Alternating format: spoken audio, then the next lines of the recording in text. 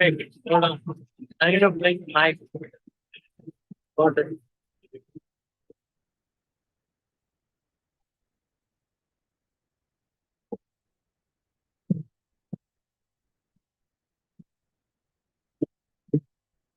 उधर भी late girls का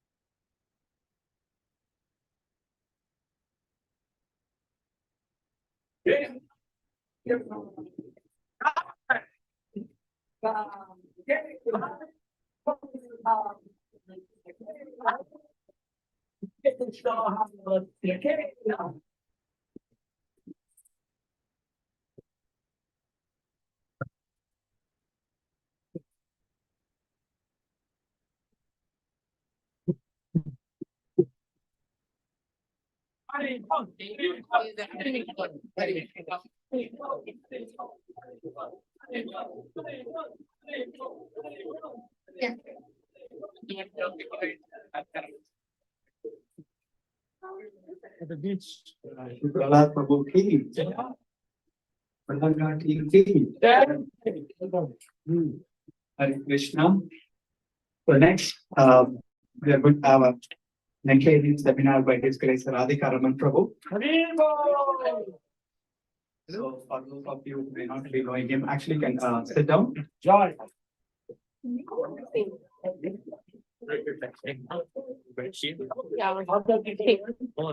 This on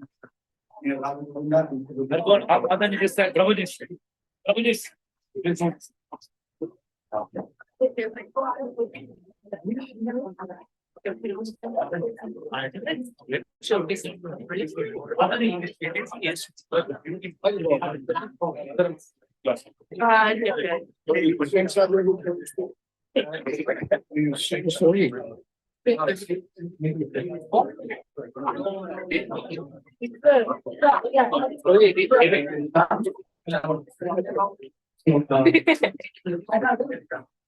when we all say, we go to a temple. Radhika Raman Prabhu, his home was the temple. So his parents started the Wisely ISKCON Center when he and his brother were just very young kids. And he was fully trained in Krishna consciousness as a homeschooled kid by his parents, particularly his mother, Arudhanamji. And he is a child prodigy in ISKCON. He done everything from Srila Prabhupada's books, English, philosophy, history, whatever is there to know. He learned everything from Srila Prabhupada's books. And his mom has written an entire book on homeschooling based on their experience of teaching them through Srila Prabhupada's books. So he graduated from Boise State University at the age of 17, receiving his bachelor's degree in both philosophy and math, just at the age of 17.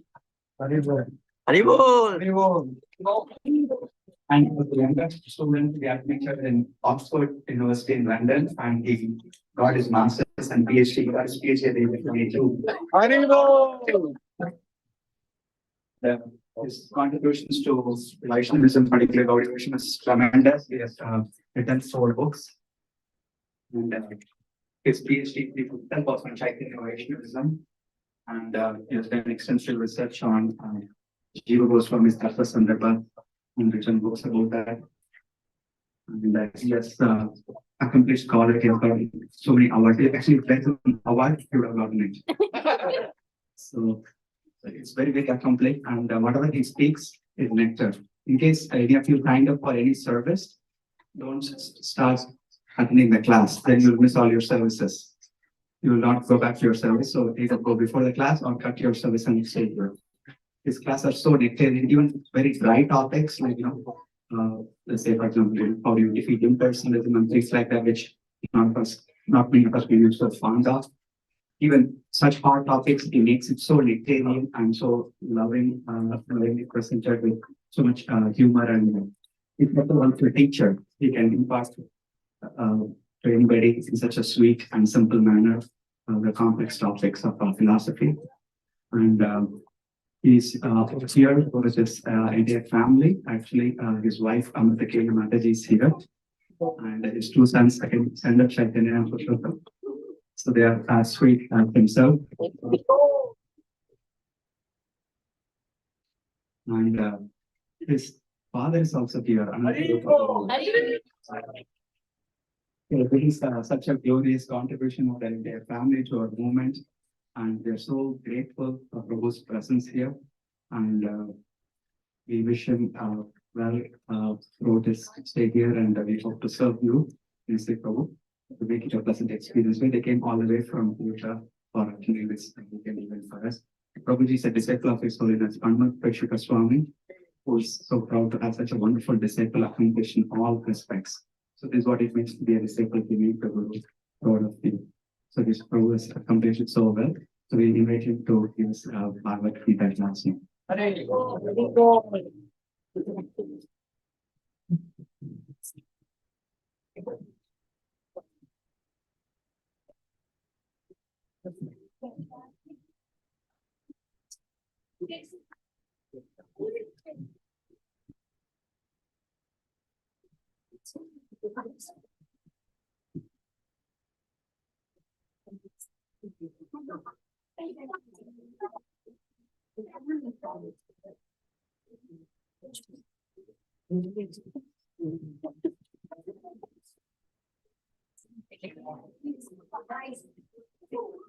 Hare Krishna. So I just wanted to say that Sharu Prabhu's classes and Sri Prahlada Prabhu's kirtans have a couple things in common. One is that you hope they never end, that they keep going on and on. And number two, they have the capacity to really bring forth a lot of joy from the heart. And your heart just kind of leaps out from inside. And thirdly, they both got a very pioneering spirit in terms of their kirtans and classes and so on. You feel like Krishna consciousness is an adventure, and that's the thing I think about most when I listen to Sri Prahlada Prabhu's kirtans, is how Krishna consciousness is really an adventure. You feel like we could go anywhere, we could do anything, even this remote place in South Texas.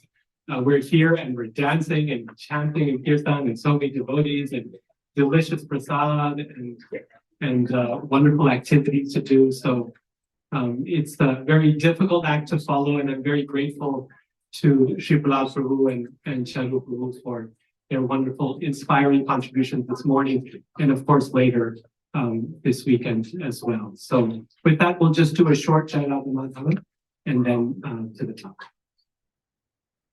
Okay.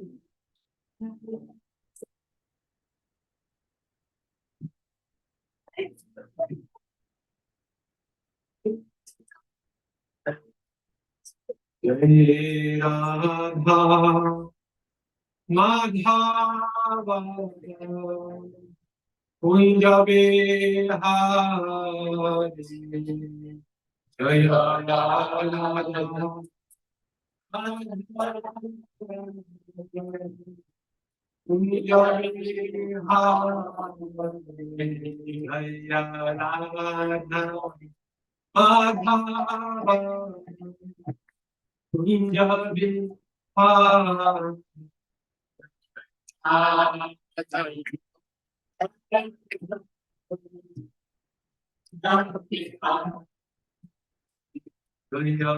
Gopi Janda Gopi Jana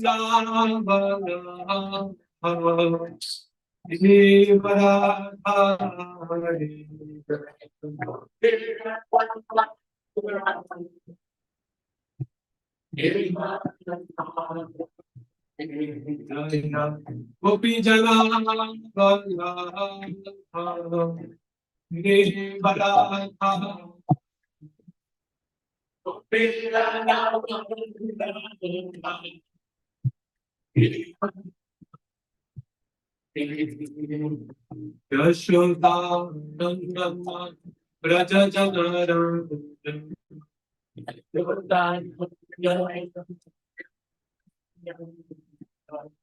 Yashoda Nandana Braja Janara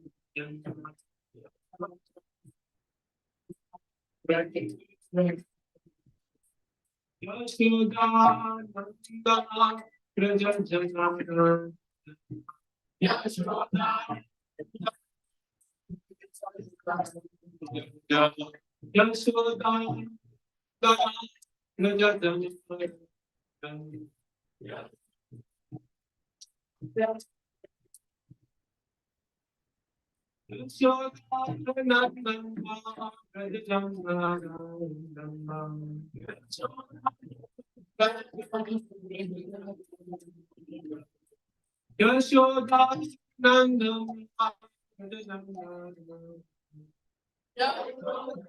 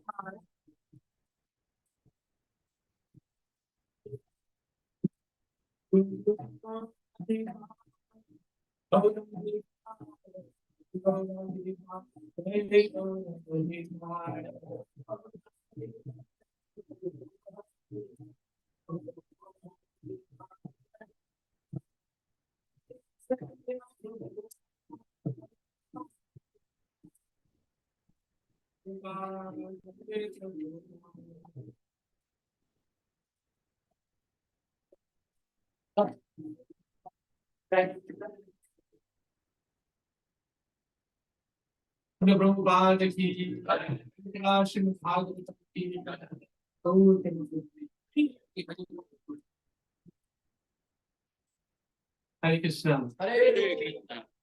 So thank you all so much for attending today.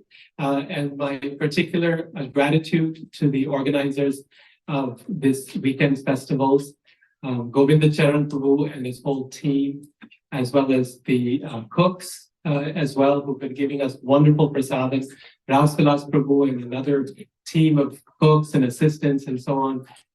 It's really a lot of hard work that goes into something like this. So I'm very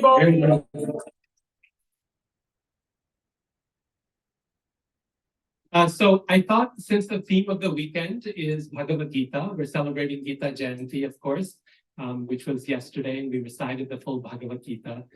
And I thought that going with that theme, that we could take a little bit of time to reflect on this phrase that was Srila Prabhupada's signature phrase when it came to Bhagavad Gita. There was something he was very particular about and repeated again and again when it came to his translation and commentaries on Bhagavad Gita.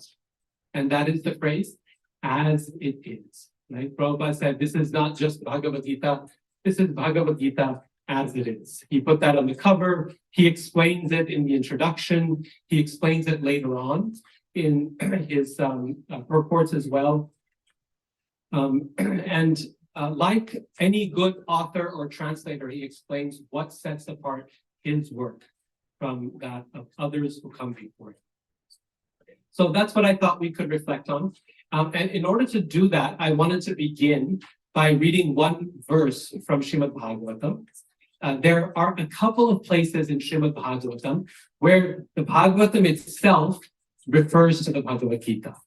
And from that, we get a sense of what the Bhagavad Gita is about, because the Bhagavatam, of course, is the heart of our philosophy of Krishna consciousness. So this is, if you want to look it up, this is Canto 1, and it's chapter 15, and it's verse number 27. So Canto 1, chapter 15, verse number 27.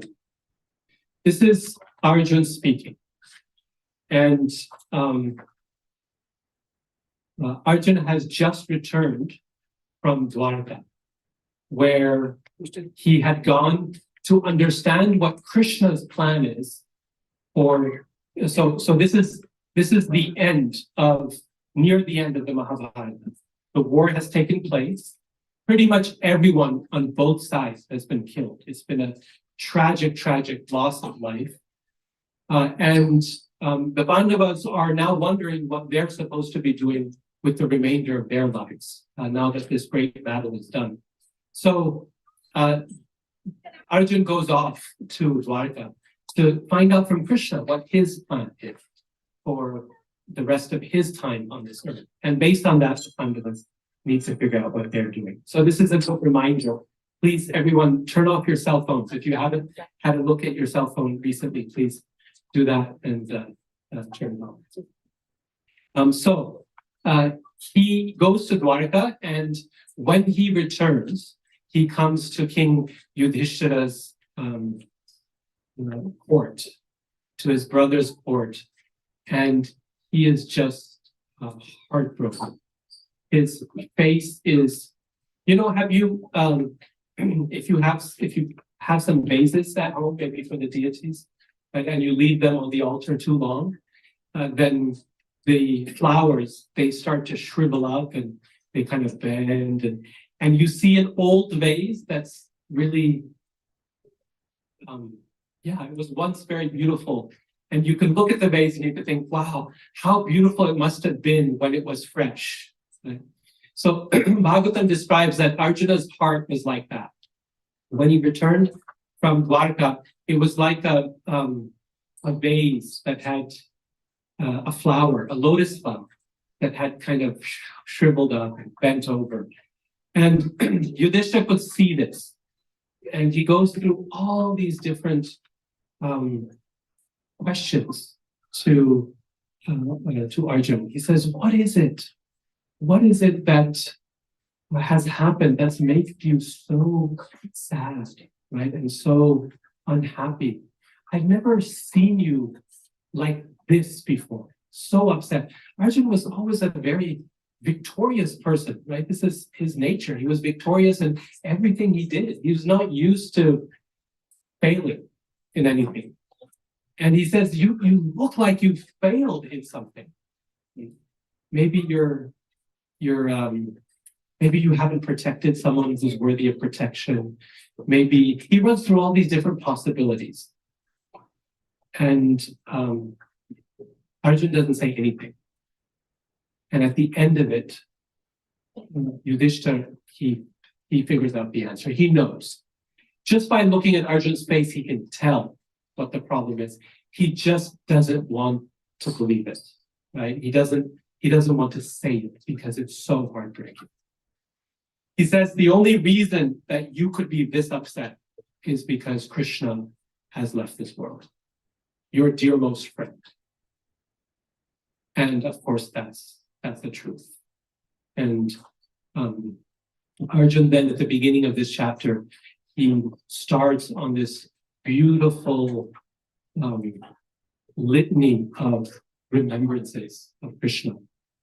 How Krishna protected them from Durvasa Muni in the forest when they had nothing to feed, when the Pandavas had nothing to feed Durvasa Muni.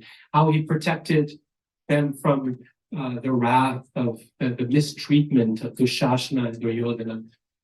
He remembers how Krishna protected him on the battlefield where there were warriors who were far more powerful than even Arjuna. Okay? So he remembers all of Krishna's pastimes. And as he's remembering, his heart is breaking more and more. He's becoming more and more saddened and depressed and feeling this pain of separation. And so he has to do something to help himself and to pick himself back up, as well as, you might imagine, the condition of everyone in that courtroom. because each one of the five Pandavas was a dear friend and great devotee of Krishna. And of course, there's others there who loved him deeply as well. So he has to pick everyone up. And in order to do that, he recites this verse, which is a verse about the Bhagavad Gita. So, this is back to 1:15:27. Deshakalartha yuktani Triptapopashamanicha Nanti smarataschitam Govinda vihitani me Deshakalartha yuktani Triptapopashamanicha Nanti smarataschitam Govinda vihitani me. Translation and purport by His Divine Grace, Srila Prabhupada. Now I am attracted to those instructions imparted to me by the personality of Godhead, Govinda, because they are impregnated with instructions for relieving the burning heart in all circumstances of time and space. Please repeat. Now I am attracted to those instructions imparted to me by the personality of Godhead, Govinda, because they are impregnated with instructions for relieving the burning heart in all circumstances of time and space. Will be part of Srila Prabhupada's purport. Herein, Arjuna refers to the instruction of the Bhagavad Gita, which was imparted to him by the Lord on the battlefield of Kurukshetra. The Lord left behind him the instructions of the Bhagavad Gita, not for the benefit of Arjuna alone, but also for all time and in all lives. The Bhagavad Gita, being spoken by the personality of Godhead, is the essence of all Vedic wisdom.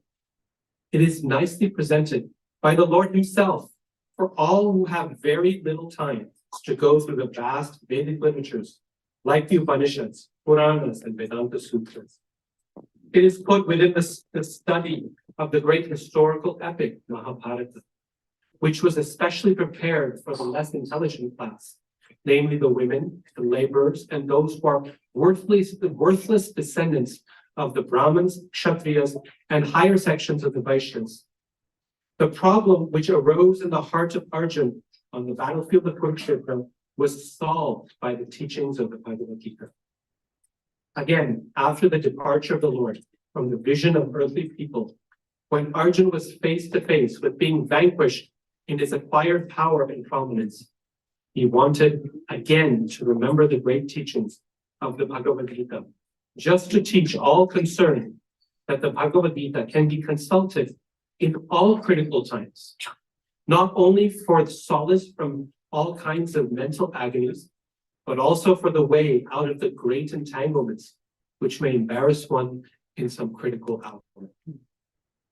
The merciful Lord left behind him the great teachings of the Bhagavad Gita, so that one can take the instructions of the Lord even when he is not visible to material eyesight. Material senses cannot have any estimation of the Supreme Lord, but by his inconceivable power, the Lord can incarnate himself to the sense perception of the conditioned souls in a suitable manner through the agency of matter, which is also another form of the Lord's manifested energy. Thus, the Bhagavad Gita, or any authentic scriptural sound representation of the Lord, is also the incarnation of the Lord. There is no difference between the sound representation of the Lord and the Lord himself. One can derive the same benefit from the Bhagavad Gita as Arjuna did in the personal presence of the Lord. We'll stop there.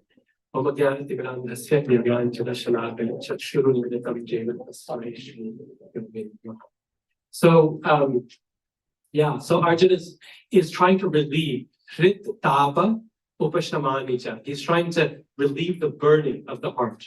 Tapa means burning, Hrit means heart. His heart is burning in separation from Krishna. And this is not the first time, of course, that Arjuna has felt the burning of the heart. The most famous time he felt his heart burn was some, weeks earlier, before the battle of Kurukshetra, when he was there in the middle of both armies. He says, exactly, he talks about the burning. The Bepatuscha Sharire me Roma Harshashcha Jayate Gandivam Samsrate Hastat Twakcha Paridashyate. In that case, he talks about his skin burning rather than the heart burning. But he had this burning experience, this pain. And at that point too, Bhagavad Gita is what helped him, right? Krishna's instructions, his teaching. And so now again, he's thinking, if it could help me back then perhaps it will help me now. And just as importantly, if back then the Bhagavad Gita could show me which direction to go and what I needed to do at a critical juncture in my life, and even now it can do this thing. Now, I want you to think about this for 1 minute, okay?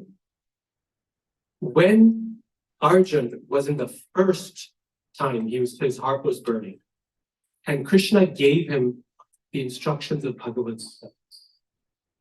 At that point, his heart was burning because he did not want to fight. Rather, he preferred to go off to the forest to avoid the situation he was in, to meditate, right? And by hearing these instructions from Krishna, what was the result? Instead of going to the forest, Arjuna decided that he was indeed going to fight in the battle. He was going to be a man of this world and do his duty with a sense of renunciation and surrender to Krishna. Now, Arjuna is remembering the same instructions again. And this time, by remembering those instructions, what does Arjuna conclude Krishna wants him to do? Right after this moment where he's telling about Krishna's departure, the 5 Pandavas decide that they will now go to the forest or to the mountains, and they're going to retire. Like this chapter is called The Pandavas Retire Timely, that their time had come to retire, to give up. Now, think about this. Just before, the first time he heard these instructions from Bhagavad Gita, Arjuna wanted to retire, but these instructions gave him the message, no, you have to stay in the world and fight. Now he's thinking of the same instructions, and instead of getting him to retire, they're getting him to do what he had originally wanted to do, which is go to the forest. Maybe the children can play outside. It's not distracting. Thank you. So the same instruction, right? In different capacities, in different moments, is giving exactly the opposite result. The first time Arjuna wanted to go to the forest, and these instructions led him to fight. The second time he wanted to fight, actually Arjuna just came. He just came from a failed battle with some cowgirls, and he lost. He had wanted to fight and he could not. And these instructions inspired him to retire. How is this even possible? How can the same set of teachings give us contradictory inspirations? And this is where I think we need to reflect on the special character of Bhagavad Gita as a scripture. The special character of a scripture. In fact, if we take a little step backward, take a big picture, I want to ask the question, what is it even that makes a book special like this? You know, there are so many works throughout the history of the world that are considered classical literature. That is, They're classics of world literature. Works that have shaped the very course of human history. The Ramayana is an example of a work that has done that. And it's shaped the culture and history, not just of India, but of much of Asia and now in the Western world. Srimad Bhagavatam is another example. The Bible is another example of a work that's changed the course of history, the Quran, right? But also non-religious works, like the books of Shakespeare, his plays and dramas, or those of Kalidasa. These are all considered classics of world literature. And if I asked you, in your understanding, many of you may have read some of these works, right? And here in the United States and high schools, everyone has to read works of classical literature, like Hamlet. There's so many different varieties are there. If I asked you, what is it that makes something a classic?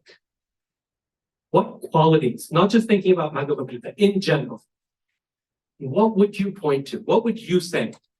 What characteristics make something a classic of literature? Yes. And I may not agree about this for Shakespeare and for others, but I Sure. would say it was relevant. Yes. Excellent. So timelessness, these two very important points, right?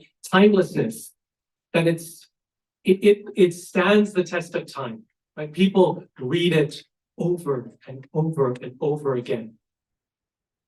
Across large periods of history, hundreds of years, thousands of years, people are still reading it, right? Bhagavad Gita, 5,000 years, people are still reading it. The Bible, it's been 2,000 years, people are still reading it, right? It stands the test of time. Excellent. And the second thing is, it's relevant. That's the reason it stands the test of time. It's because it's still relevant. No one would read it if it weren't relevant to them. Somehow it still speaks to us.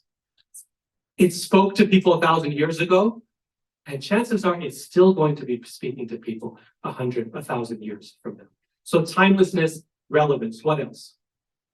Yes, in the back. Explain that a little bit more. Like some trials, some conflicts, some Excellent, excellent. So it touches something in the human condition, right? It helps us recognize that our shared humanity through the presence of struggle or trial.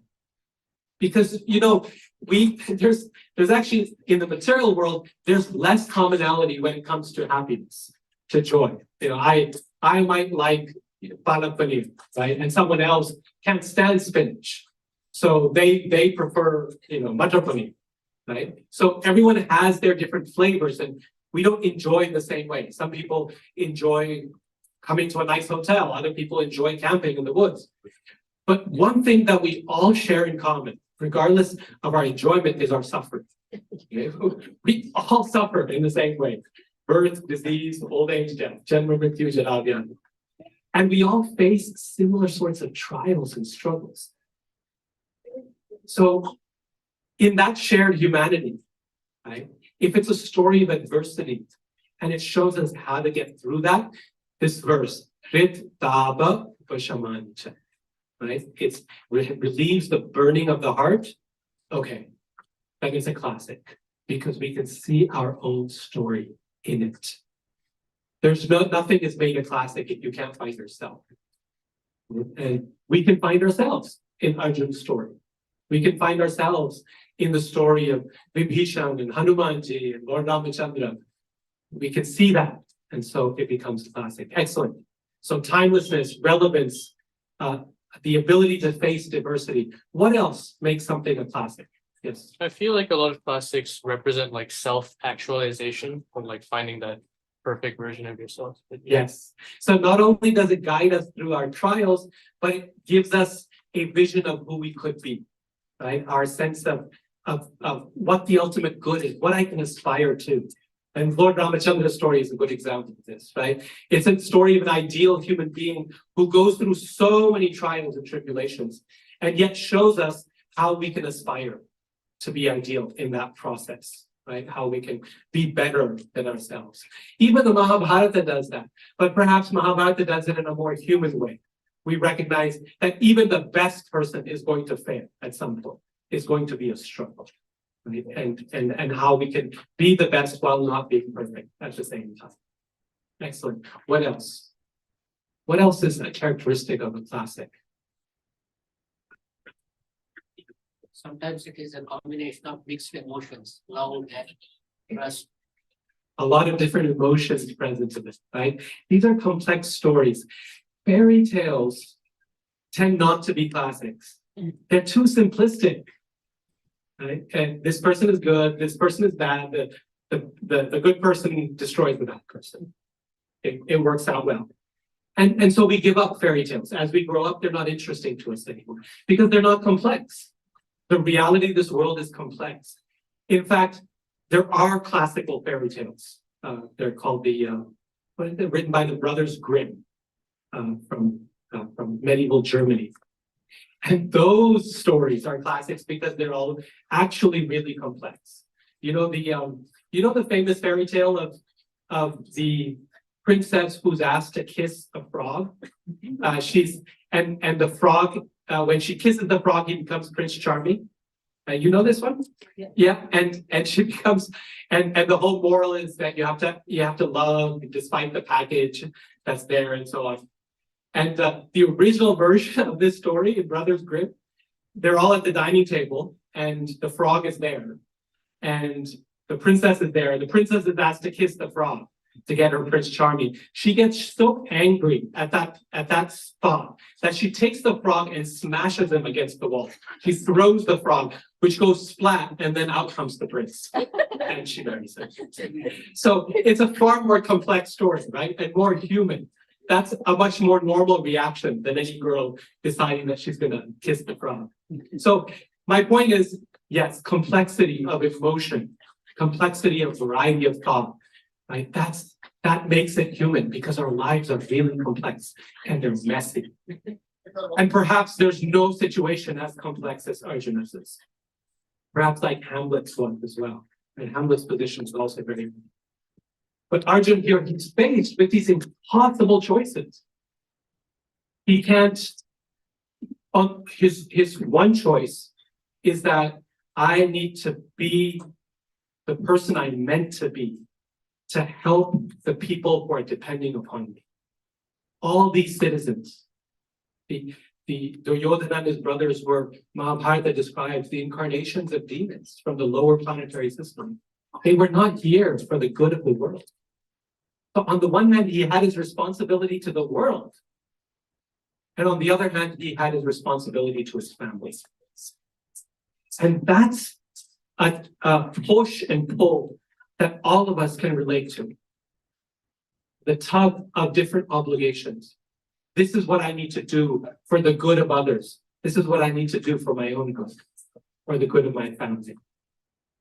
It's an impossible choice. It's a very complex one. And we can go on debating for hours what the right decision would have been. But that was the point. Materially speaking, there was no good decision. Either decision would have caused so much pain and suffering to so many people. So all the classics are difficult. They're complex. They're messy. They're complicated. They're not fairy tales. I'll add a couple more. There's a professor at University of Chicago, a theologian. His name is David Tracy. And he's attempted to give a definition of a classic. And he lists all the things you mentioned, right? All of them he mentions, and a couple more he offers. That it speaks not only across vast periods of time, but also vast geographic spaces. Different cultures can appreciate it. It may not be in their language. It may not be their culture, but when they read it, they feel something. They understand something about themselves, even though it's such a different culture. So geography and culture speaks across that. And then he says, I think most profoundly, he says, a classic is a work of literature that has an excess of meaning. By that, he means that it's always overflowing with meaning. You cannot contain it. You can't read it and say, now I understood everything. There's nothing more to understand. What's next? Even after all these years, I don't know how many years you have been studying Bhagavad Gita, but perhaps 10, 20, 30, 40 years, maybe from childhood. Every time you read it, you still find something in it. You think, wow, this speaks to me. This says something I never noticed. How did I miss this? It was in this very obvious verse that I've read so many times, and yet I missed it completely. Have you had that experience before? And the reason is because the text never keeps giving. It's like a well that never empties of water, a mine, a gold mine that never empties of gold. It just keeps on giving, and the more we come back to it, the more it has to offer us in different ways and meanings. It speaks to us. The book is always giving more, and that's the point with this verse, when our situation changes, then the book speaks to us differently. The words are the same, but we have changed. The instructions Arjun received on the battlefield are the same instructions he's remembering now. But what has changed? Arjun's position in life has changed. At that point, he was meant to be a man of the world. He needed to do his duty. He needed to fight on the battlefield of life. And now he's the man who's ready to retire. The same instructions, the same Krishna, the same words, speaking differently at a different time in his life. That's called an excess of meaning, an overflow of meaning. No one can contain it. This definition of a classic that all of you came up with, this is essentially a description of Bhagavad Gita. Right? This is what that book means. And this is why there are so many editions of Bhagavad Gita. People have used it for every purpose imaginable. During the fight for India's independence, Gandhiji used Bhagavad Gita to teach civil disobedience, non-violent resistance. During that same time, other freedom fighters used the same book to argue for military responses to the British. Bhagavad Gita has been used in courtrooms. It has been used for films, music, dance, drum. It's been interpreted in just about any way you can imagine, for any political, any social, cultural, religious reasons you can think of. That's what makes it a classic. And that's not something to be embarrassed by or to be angry about. That's a matter of pride, because Bhagavad Gita has been relevant for thousands of years to millions of people in so many different cultures. Even when Robert Oppenheimer, he was the leader of the the Manhattan Project, right? That discovered the first atomic bomb and tested it. When that atomic bomb exploded for the first time, the Trinity test at Los Alamos Laboratories in New Mexico, when that first atomic bomb exploded, he remembered Bhagavad Gita. 2 verses. You know the verses? Which one do you remember? Both from chapter 11. Kalosmi sarvakshayakrit pravitto. Time I am, the great destroyer of these worlds. He translated it as death I am, the great destroyer of the world. In fact, he was such a lover of the Bhagavad Gita that when he studied at University of California, Berkeley, he specifically took classes in Sanskrit so that he could study the Gita in the original. And he always kept a little copy of the Gita bound in pink on his bookshelf, on his shelf right above his desk. And the second verse he remembered was, if 1,000 suns were to rise at the same time, that would be the brilliance of this universal form. In fact, his official biography is titled 1,000 Suns. Whatever we might think of the atomic bomb, the point is, even to him, the Bhagavad Gita spoke. And that's a concept. This is why there are so many editions of the Bhagavad Gita. So then what sets apart as it is? What's the need of another one? You see, everyone reads the Bhagavad Gita and finds in it what is useful for their own situation. When Gandhiji read Bhagavad Gita, he said that his favorite section of the Bhagavad Gita, was the last 15-20 verses of chapter 2, where Krishna describes the Sthita Prajna, the one of steady intelligence. Arjuna asked him, Sthita Prajnasya ka bhasha. How does a person of steady intelligence speak? How does he walk? How does he work? And Krishna describes a litany of qualities of how this person is balanced and equanimous and always self-controlled and works in this world without attachment to the fruits. Gandhiji was so taken by this section of Bhagavad Gita that he said that the author of the Gita had nothing further important to say after chapter. That was his, he really felt that was the climax of the Bhagavad Gita. Most Western readers of Bhagavad Gita, you know which chapter of the Gita they consider to be its climax? 6. Yeah. So it depends, right? If you're into yoga, then chapter 6, and it's mention of the control of the mind, the steadiness of the mind is it. That's the heart of the message. And if you're into more drama, then chapter 11, right? Where the cosmic form.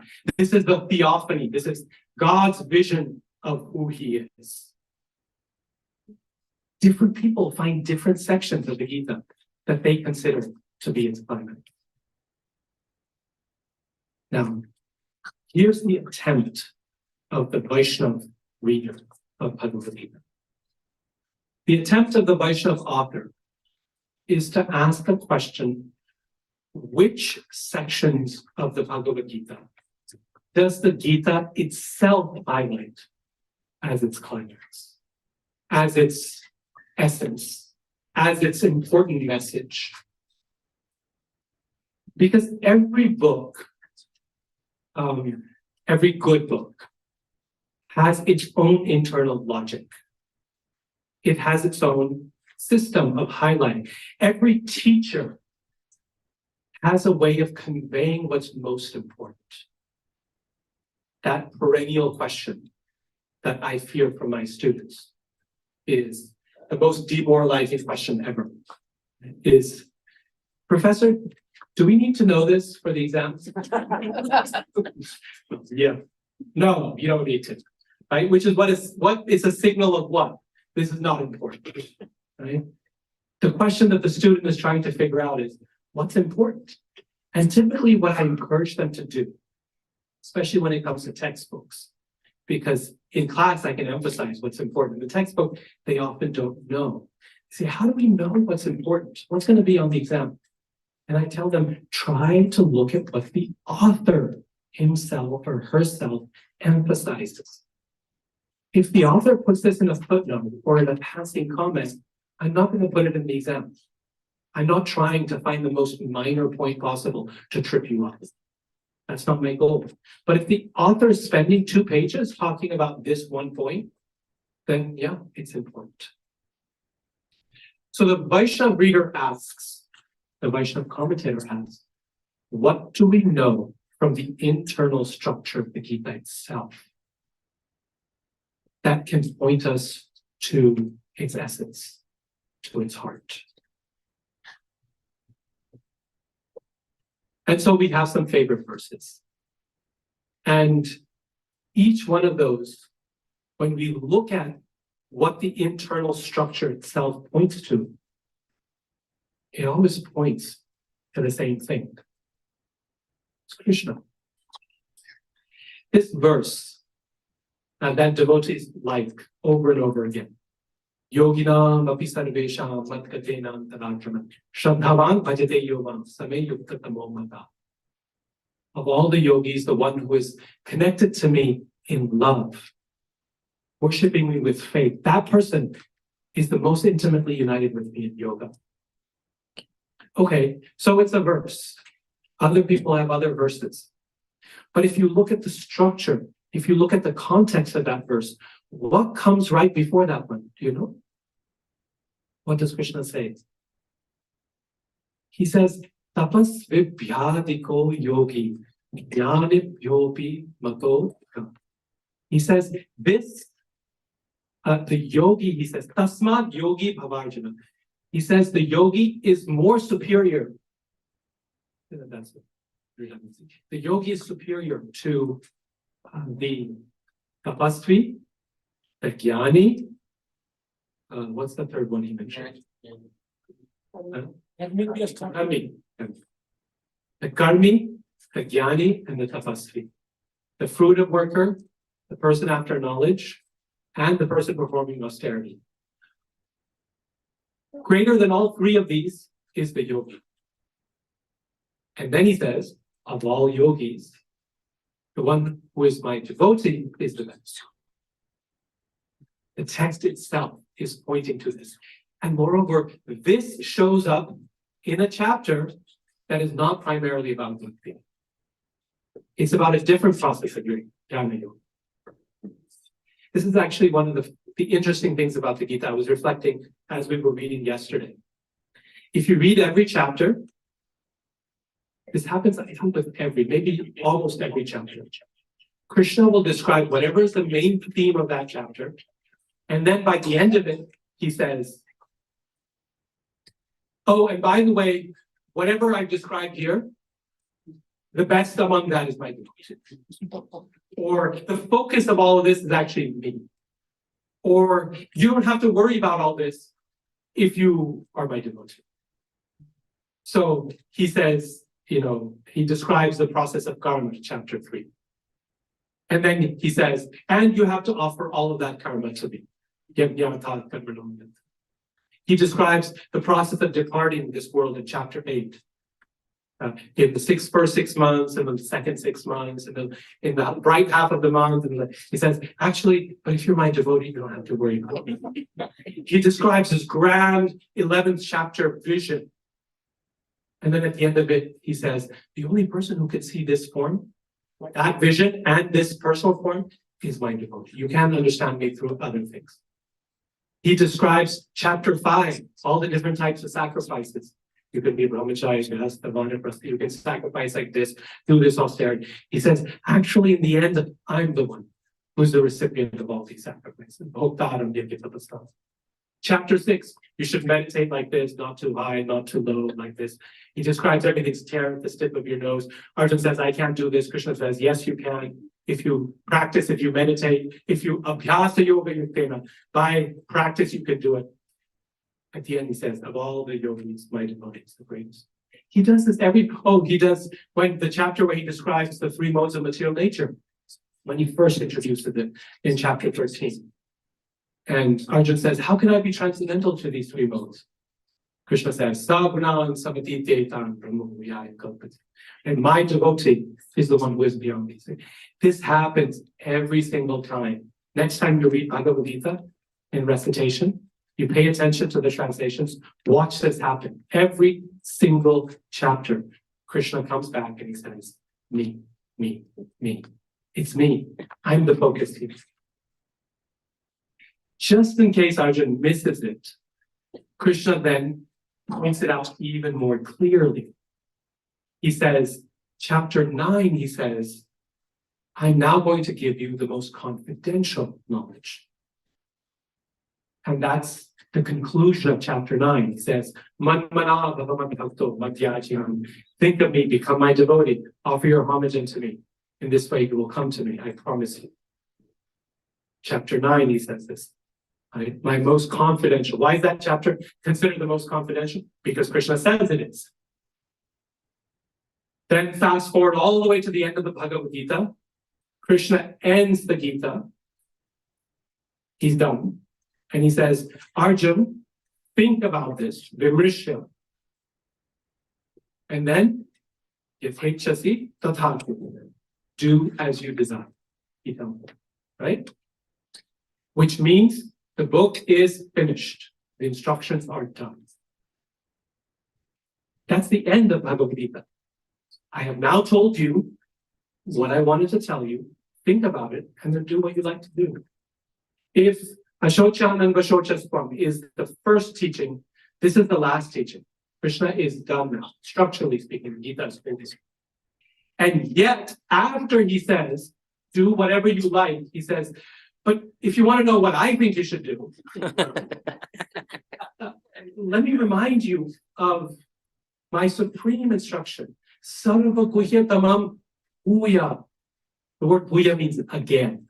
I'm going to give you my highest secret again. Why again? Because he already said it in chapter 9. Yeah. So Krishna literally repeats himself because the last verse of chapter 9 is 3 lines of the 4 lines. 3/4 of it is exactly the same as what he's going to say now, which is Manmana Bhagavato Madhyajiva Vastu Mame Vaishyasi Satyam De Pratijava Priyasi. This time, all he alters is just a phrase, Pratijava. I promise you. Because he's really getting to the end. So he's adding a little more punch to it. Like, I promise you. He's repeating himself. It's like a parent, when the child grows up and he's 18 or 19 or whatever, and the parent says, I've taught you in your life, and I told you everything that you need to know. You're well trained, you're a good person. Now go off and live your life. You should make your own choices now. Make your own mistakes. And the child takes the first step out of the house, the first decision, the parent's like, whoa, what are you doing here? This is not the right thing to do. You should do this, right? This is why? Because they can't bear to see the child make the wrong decision. Yes, they want them to grow up and do their own thing. But I care too much, right? Anyone else can make their mistakes. You don't make any mistakes. Do the right thing. Krishna's like that to Arjuna. At the end of the Gita, he's telling Arjuna, Yatechasi tathaku, do as you like. And then he comes around and he says, but don't do that, okay? Don't do that. Do this, please, surrender to me. Because this is what's going to be good for you. So if we look at the Gita structure over and over again, Krishna points us to the same direction. And that direction, over and over again, in every chapter, every important verse. Oh, one more I forgot. Chapter 10. You know the 4 essential verses of Bhagavad Gita? Aham sarvasya prabhavo matsa sarvam pravartate iti matva bhajante without bhavas. And there's 3 more after that. These 4 are considered the essential verses of Bhagavad Gita by our Vaishnava acharyas. Why are they considered the essential verses? Why can't I just choose any other 4 verses that I really like and consider them the essential verses? Is it just their personal preference? No, you see it in the structure of the Gita. What happens after Krishna gives these 4 essential verses? Anyone remember? Arjuna has this outburst of happiness, of joy. He says, Param Brahma, Param Dhama, Pavitram Paramam Bhavan, Purusham Shashvatam Divyam, Adidevam Ajam Vitu. He says, Krishna, I accept what you're telling me. You are the supreme person. He has this outburst that both in its meaning and in the words themselves are different than anything Arjuna said. So far, Arjuna has had 2 types of statements in the Gita before chapter 10. One is expressing his depression to Krishna, why he's so sad and heartbroken. And second, he's had questions, doubts that propel the Gita forward. Never a word of praise, never a word of acceptance. But after these 4 verses, Arjuna's mood changes for the first time. He's so ecstatic. He can't control himself. He's repeating Param Brahma, Param Dham, Pavitram, Paramam Bhavam. This is redundancy in the Sanskrit. Param, Param, Param. Once is enough. But the only reason someone keeps saying the same thing over and over again is when they can't contain it. When they can't hold it down. Either they're ecstatic or they're afraid or some emotion is really powerful. They can't hold it. These 4 verses cause a shift in Arjun's character. So therefore they're considered essential verses of the Gita. Why is chapter 11 considered to be the key chapter? Because the Bhagavad Gita's own structure doesn't describe it as that. Arjun himself is not impressed in the end by chapter 11. He's impressed. He's not convinced in chapter 11. He's impressed. He's scared. He's nervous. But even after that frightening theophany, that drama, it still takes Krishna another 7 chapters to convince him to do what he wants. 7 chapters it still takes him. Arjuna essentially says, I can't handle this form of yours. And he's not convinced. It's only in the 18th chapter where he says, Karishye vachanam tam. I'm going to do what you ask me. Therefore, that's the climax of the Gita. Not chapter 11. Okay. So the principle of Vaishnava interpretation, what I'm describing here, has a lot of technical terms as well to it. But this principle of Vaishnava explanation or interpretation is take the primary meaning of the text. This is called mukhya vritti in Sanskrit. Mukhya means essential or primary. What is the plain meaning of the book itself? If you put it down and you look at the structure of the text and you see where the author or the teacher is pointing, where will you end up? Once you grasp that meaning, then you can branch out and find other applications. There's nothing wrong in finding more, because that's the nature of the book, right? Of a classic. It's always overflowing in meaning. So there's nothing wrong in finding more after you have isolated the primary meaning.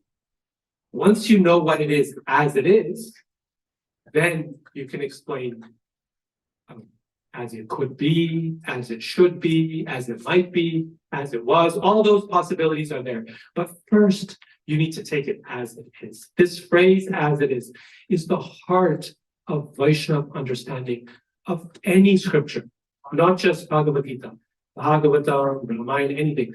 What does the text say about itself first? And once you identify that or get a good sense, then you can go other places and explore and find further application, because then you're grounded. You're grounded in the foundation of it that provides you a basis so that when you leap off, you're not totally unmoored, right? We don't fall down in the flat and get lost. When Chaitanya Mahaprabhu meets Prakashananda Saraswati, Chaitanya Charitamrita, and they have this wonderful debate about Vedanta, Chaitanya Mahaprabhu's only criticism to Prakashananda is take the primary meaning of the Vedanta Sutta, of the text. Start there. Then the book will give you limitless other meanings. There is nothing wrong in seeing the Bhagavad Gita as a metaphor for life. Remember, Prabhupada criticizes interpretations of the Gita which regard Krishna as the self, and Arjuna as the self, Krishna as the conscience, the chariot as the body, the battlefield as the battlefield of life. There's nothing wrong in this, so long as we start recognizing that Krishna is the point. And then, of course, we want to see Bhagavad Gita as an example for our life. Of course, this world is a battlefield. Anyone who's lived through life knows it's a struggle. There's nothing wrong with that. And of course, we want Krishna to guide us as a super soul within our heart. Conscience is another way of referring to the super soul. So there's nothing wrong in going there, so long as we start with as it is. And as it is means all these pointers in the internal structure of the Gita point to one thing, and that's Krishna. Everywhere we go. It's perhaps Krishna's favorite word in Bhagavad Gita is aham, or mam, which is the word mat in Sanskrit is just the stem form of aham. So aham, mam, mai, mat, they're all different versions of the same word. And Krishna uses this word over and over and over again. Where does he use it the most? Chapter 10. Asmi, I am, aham. But all throughout the Gita, mat, think of this, focus on me. In fact, this is perhaps a litmus test for any commentaries of the Bhagavad Gita you encounter. Just this one simple thing for a commentary is how is the word aham or I explained? How did the commentator explain the word I? There's this beautiful verse in Srimad Bhagavatam, the Chaturshloki, the 4 essential verses of the Gita of Bhagavatam, where Krishna says, aham evasam evagre. In the beginning, only I existed. And all the commentators spend a lot of time talking about this simple word, I. What does I mean? What does aham mean? This word aham is the root of our problems, and it's the pathway to our liberation. Just this word, I, aham. When we take this aham, this I, and we misdirect it towards ourselves, that becomes aham gada. Gada means to construct or to build. In Sanskrit, gada means to construct. When we construct a false sense of I, that's the cause of our problems. I am the king. Ishwaroham, aham bhogi, siddhoham, palavan sukhi. I'm the king, I'm the enjoyer, I'm the supreme. And you take that same I and you direct it towards Krishna, and that I becomes the cause of our liberation. To recognize that it's not about I, it's about I. It's not about me, it's about him. In Sanskrit, the third person, there's 3 people, right? In grammar, there's he, she, or it. There's you, and there's I. 3 people in grammar. And in English, we call this the first person. You are the second person, and he, she, or it is the third person. In Sanskrit, it's the opposite. He or she is the first person, because that's the person you're talking to. You are the second person, and I am the last person. Pratama Purusha. The second is the Vidya Purusha. Then this is the Uttama Purusha. But here's the thing. The last person, Uttama Purusha, the word Uttama also means the highest, the supreme person. So that I is not only the last person when it refers to us, but it's the supreme person because it refers to Krishna. And that word I, Prabhupada has this beautiful purport in Srimad Bhagavatam, that verse where he talks about the creator I and the created I. He says, when the created I, that's us, recognizes the creator I, that's Krishna, then at that point, all problems are solved. Everything becomes one. It becomes perfect. So when it comes to translations of Bhagavad Gita, to commentaries on Bhagavad Gita, this is really the only thing we have to offer to the world. Is Krishna. Is that I. That one person who is behind everything. Because otherwise, there are a lot of brilliant commentaries on the Gita. And they have a lot of very, very good things to say. And I mean that genuinely. There's a lot of brilliant ideas, wonderful applications. If you want a political application of the Bhagavad Gita, there's no one more brilliant to offer it than Gandhiji. He really does an incredible job of taking Bhagavad Gita and applying it to a political circumstance to liberate a whole nation. If you want Bhagavad Gita as a work of literature, there's beautiful translations and commentaries out there. There's a lot of ways of reading and studying Bhagavad Gita. What is it that we have to offer to the world? What is it that Prabhupada has to offer to the world? That's an unvarnished, de-agendified, there's another word like that, de-agendified edition, understanding of the Gita that points us to what the author points himself. And that's Krishna. That's himself. And that's what Arjuna is demonstrating in this verse. After all of this life's journey, he's had a very difficult life. What he comes back to in the end is Krishna, the heart of Bhagavad Gita. That my friend, my charioteer, my teacher, my relative, he names Krishna in all these ways. That person is the one that I need to remember, I need to think about. And that will help relieve the burning in my heart. Fit tapa upashamanicha. In any circumstance, desha kalartha yuga, in any circumstance, this Bhagavad Gita. So what we have with us is a classic. It's a classic of world literature, one that has no end to what it can offer to the world. And when we give it out into the world, we can sit back and watch how it does its magic in the world. The Gita, how it speaks to so many varieties of people in so many ways, and how to this day, people find applications to the Gita that could not have been imagined 5,000 years ago by any reader back then. Applications in management, applications in nuclear warfare, applications in ecology and environment. The Bhagavad Gita has it all for us. So long as we start in the right place.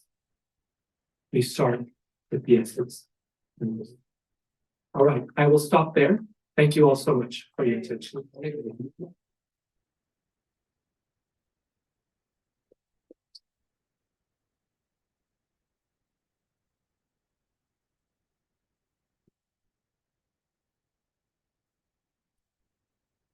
So, what time was I supposed to end? We started at 10, right? Oh my gosh. No, after the introduction, you're right on time. Was it more than an hour? My apologies. So Sri Prahlada Prabhu is coming after me, and I hope I didn't take his time away. Okay. Thank you all so much. I'm sorry I went a little over.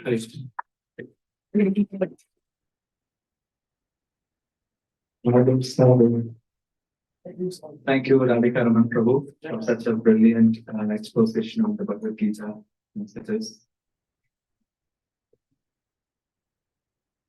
Next, we have another child prodigy and another PhD, Sri Prahlada Prabhu. So most of you may know Sri Prahlada Prabhu was a wonderful Kirtaniya. Yes, that's true. He started Kirtan at a very young age. And in fact, he won the contract with world giant recording company EMI even when he was 12. and did an album with them. And it's very internationally renowned Kirtaniya, both in ISKCON as well as in the yoga circles.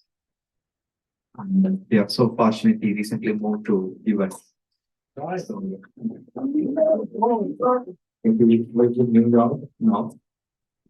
As you know, he actually Indra Swami says he kidnapped Shri Prahlada when he was in the Gurukul when he was only 15 years old. And I think Maharaj was just when at your age, Chaitanya Purushottam's age, Maharaj said to come with me for a year, for a month during the summer. And then he came and then he returned only after 18 years. And after that, it was a wonderful service. And when he was with Indra Swami, he was doing so many services. One of them was to sing in the Poland Woodstock Festival for hundreds and thousands of people with his unique blend of kirtan with the rock and reggae bands. And expert in everything he does. And recently, after serving Maharaj for 18 years, he went back to school and got his master's and PhD in organizational management and particularly on compassion. And he has written a lot of books in that area. And after that, he also has written a book on the leadership lessons from the Bhagavad Gita. And so many other books he has written on this other side, which we may not know Shri Prahlada Prabhu to be known for, but he's very popular in the academic circle also, just like Radhika Raman Prabhu is. And yeah, he was a professor in UK, very prestigious, just like Radhika. They share so much in common. And I think now came to US to actually preach more and cultivate devotees more with things, working on a few innovative ideas to take it to the next level in US. So we'll hear more about that maybe in a few months. But with that introduction, we want to welcome Shri Prahlada Prabhu to McAllen.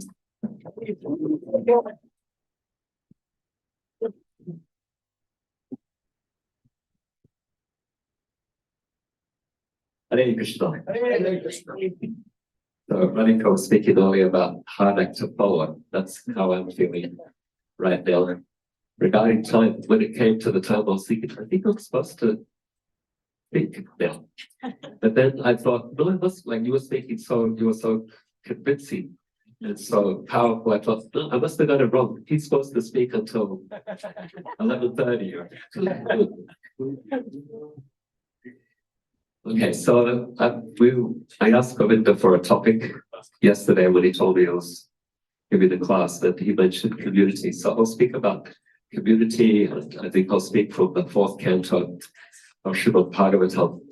But before I do that, Kondas will speak some kirtan as well. So we'll begin with a little kirtan, bhajan specifically I was asking for, and then we'll speak about community, discussing the fourth canto of Srimad Bhagavatam. So it's 4 stories, fourth canto, 4 stories, depending on time. There's the Daksha Yagna. You can think about that in relation to community.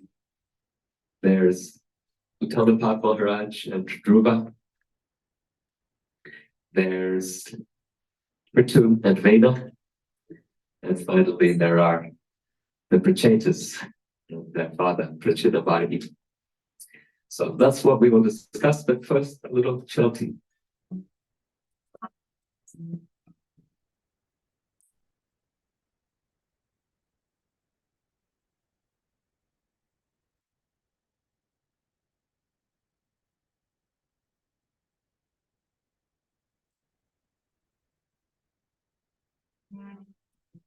Yasomatina Ganda Raja Paranagara Ogunara Gana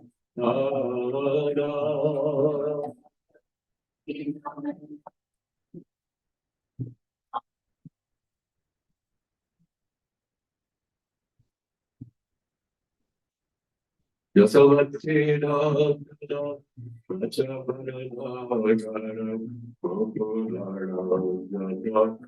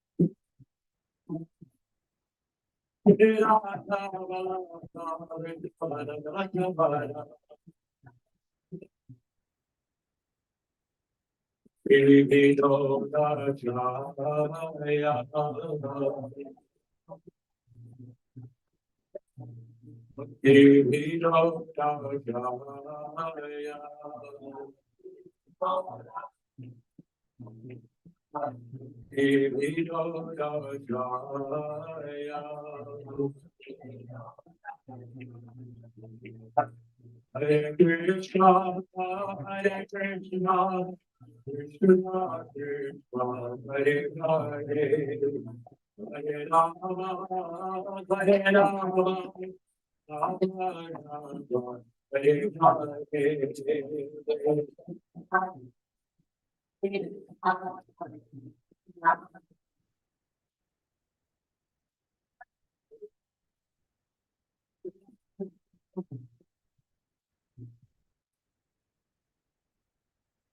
Hare Krishna, Hare Krishna, Krishna Krishna, Hare Hare, Hare Rama, Hare Rama,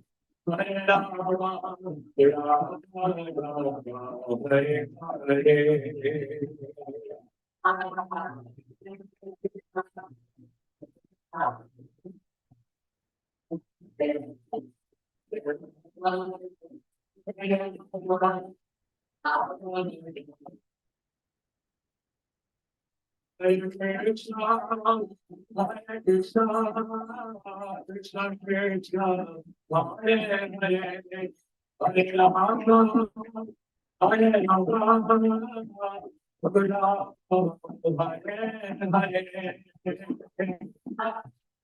Krishna, Hare Krishna, Hare Krishna, Hare Krishna, Krishna, Hare Rama, Hare Rama, Rama, Hare Hare.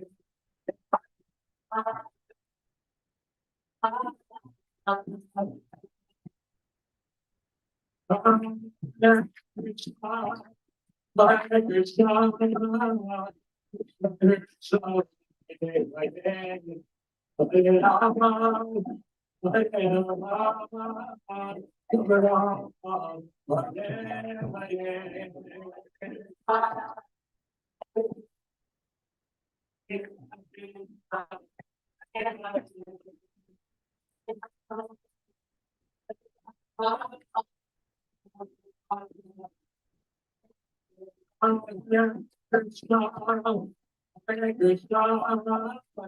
Hare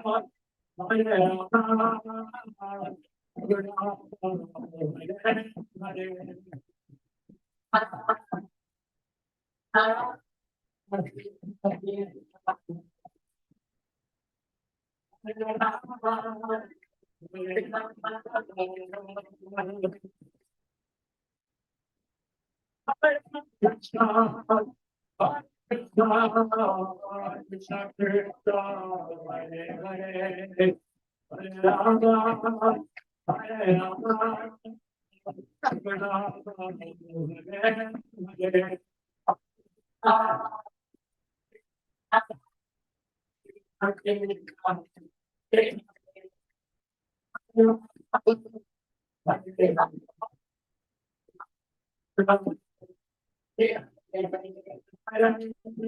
Krishna, Hare Krishna, Krishna Krishna, Hare Hare, Hare Rama, Hare Rama, Hare Rama, Hare Hare Krishna, Hare Krishna, Krishna Krishna, Hare Hare, Hare Rama, Hare Rama, Hare Rama,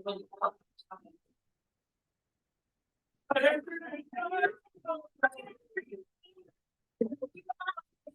Hare.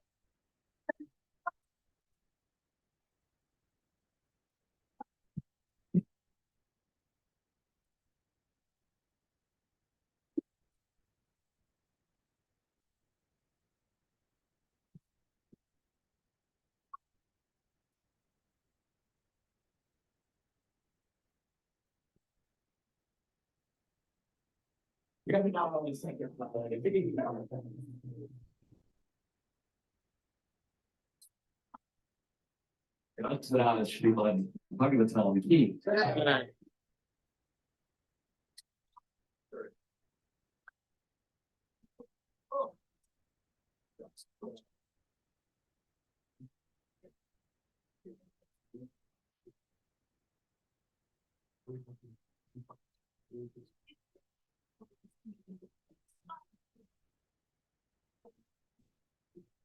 Hare Krishna, a quick update on the schedule. So now it's 11:30. So Shri Prahlada will speak till 12:30, and we'll have lunch at 12:30, and then at 1:30 we'll leave for the South Padri Beach. Rain or shine. Yeah, the toilet.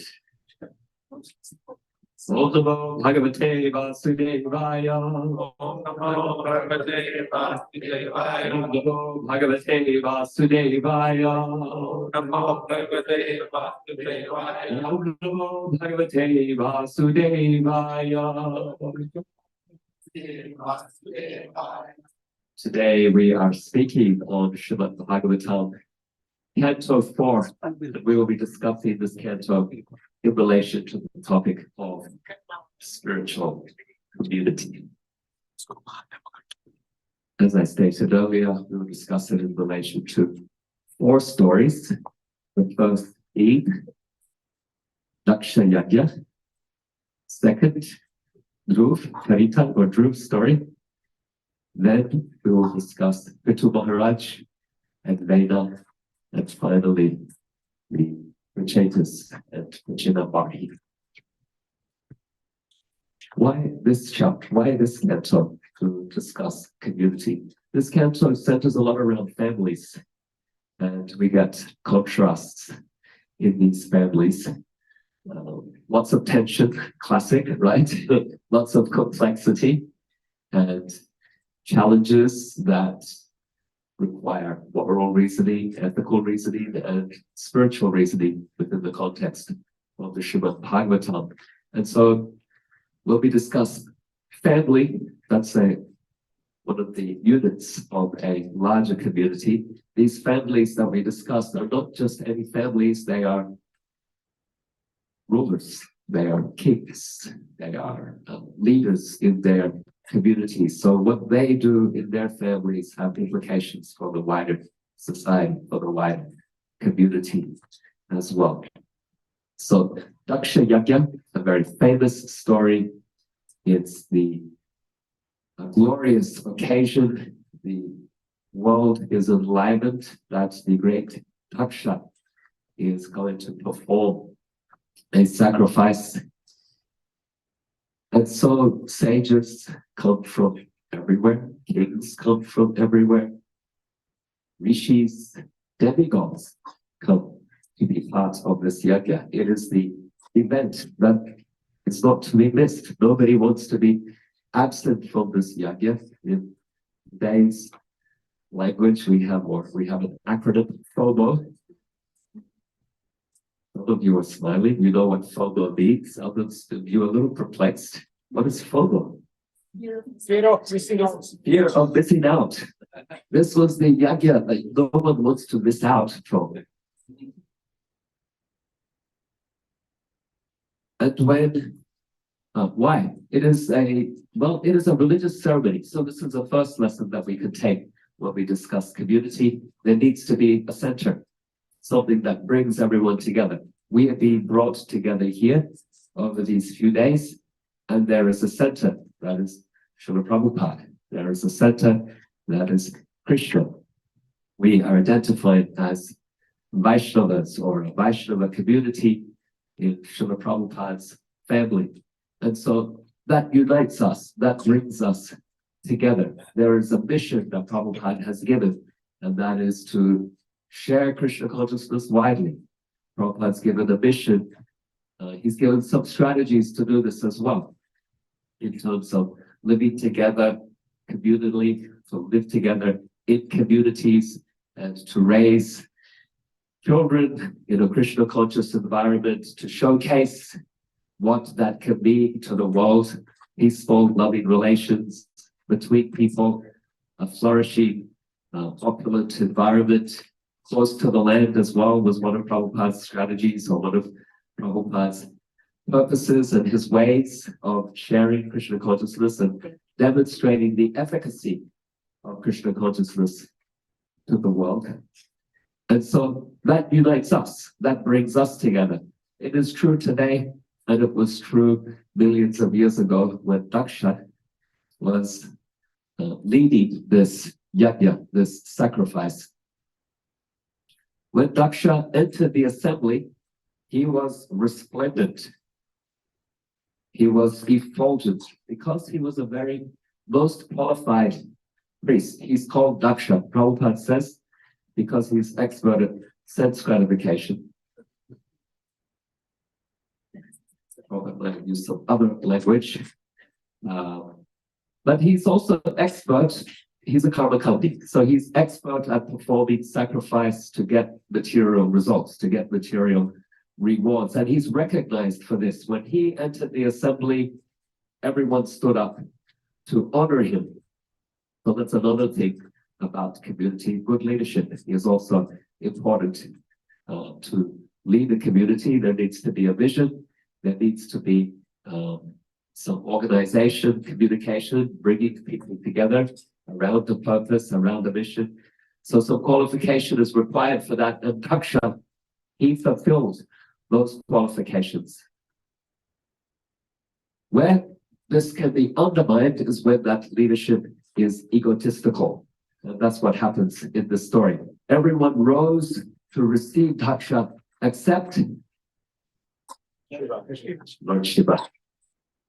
All except Lord Shiva. And in Daksha's qualifications, there was also this pride, and he took offense. Particularly because Lord Shiva was also his son-in-law. And so he felt, even if he doesn't respect me as a high priest, even if he doesn't respect my learning, he ought to respect that I am his father-in-law. He should have stood up. We say Lord Shiva was meditating.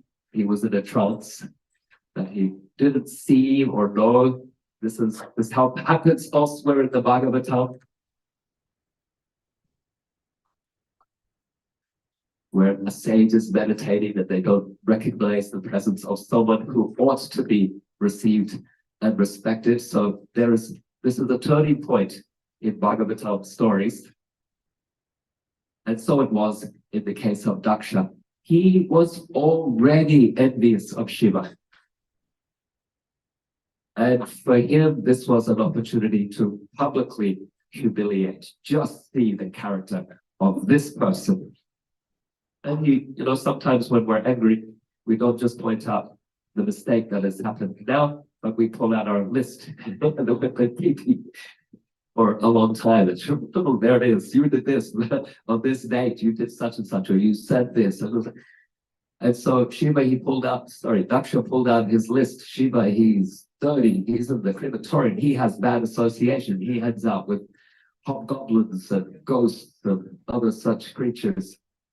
Even the virtues of Shiva, is compassionately giving his mercy to such characters as ghosts and hobgoblins, they became a fault for Daksha. He resented that Shiva had married his daughter. He already had this envy towards him, but he brought it out publicly. And so there was Daksha's undoing. Very qualified, but pride before the fall. Daksha, in his arrogance, dared to offend Lord Shiva and his daughter, Parvati. She called Sati, and she will become known Dakshayani. We can call her name at this point would be Dakshayani. She gets other names later. She took offense at this, but others took offense. They left. There was this sacrifice was it became very full of tension. People cursed each other. Daksha, he made a curse. Shiva will never receive a portion of the sacrifice. And then other people cursed him as well. And this assembly was disbanded. Sometime later, Daksha, he said, okay, that didn't work out. Let's do this yagna again. And as a precaution, so as not to have such disruptions, we will consciously not invite Lord Shiva. And so when Dakshayani saw that everyone was dressed nicely, all the ladies were nicely dressed with their families going to this yagna, demigods, kings, they were all going to her father's place, but she couldn't go because her husband wasn't going. She was very sad. She asked Shiva to go. He says, no, I'm not going to go there. He's going to offend me. There's going to be more conflict. Better I stay away. And so she went by herself, although Shiva sent some goddess as a protective guard to escort her, but they stayed at a distance. And predictably, when she arrived, as Shiva had predicted, then Daksha ignored her. Others, they also ignored her because they didn't want to be on the bad side of Daksha. And aside from her mother, I think, and her sisters, others ignored her.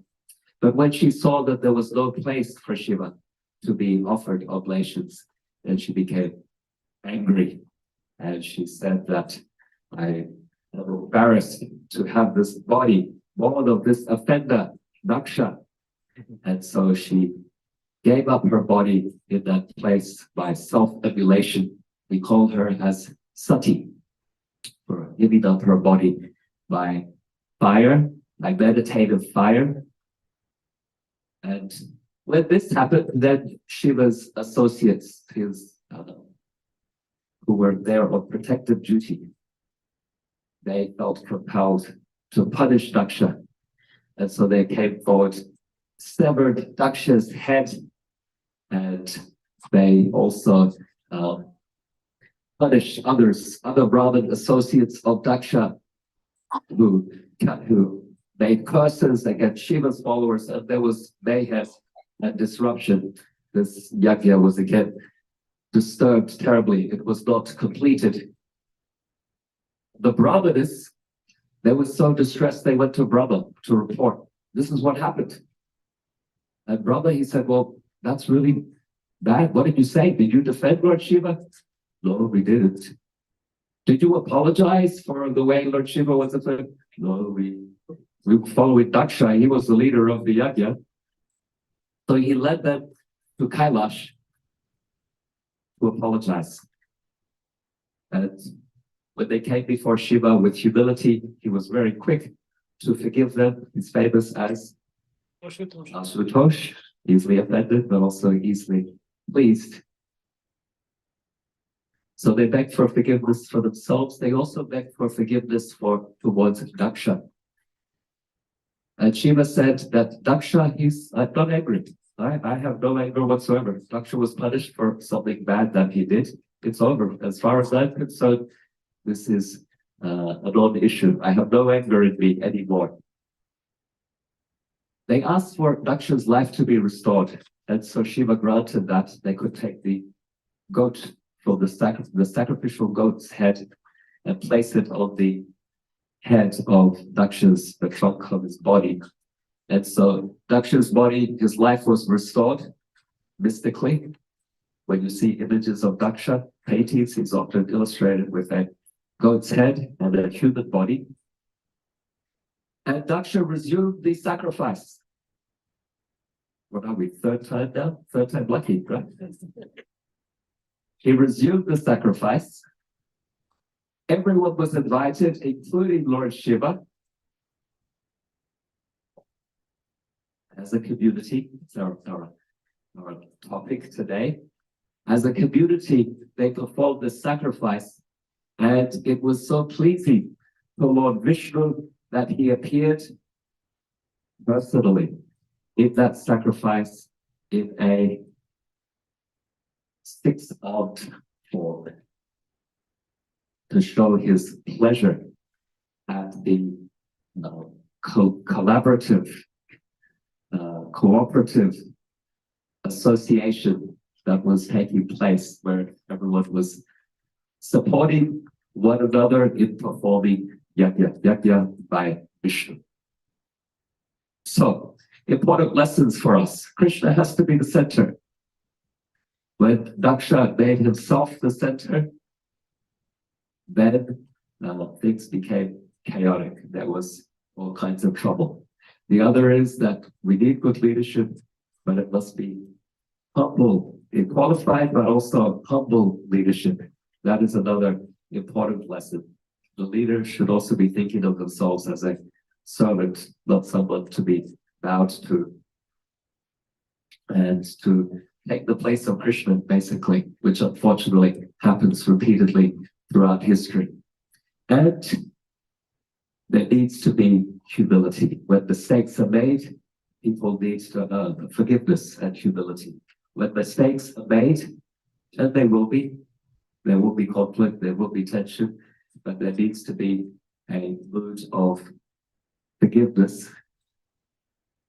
And then we're able to come together again in service and for the purpose for which we come together. And then Krishna shows his pleasure. In this instance, he came personally to show that he was pleased with the sacrifice. And we will see this happen again as we continue these 4 stories. We'll see another instance where Krishna will show his pleasure by being present at a sacrifice after much tension and conflict has been there. Let's go to our second story, which was Dhruva and Uttanapad. So Uttanapad is the nephew of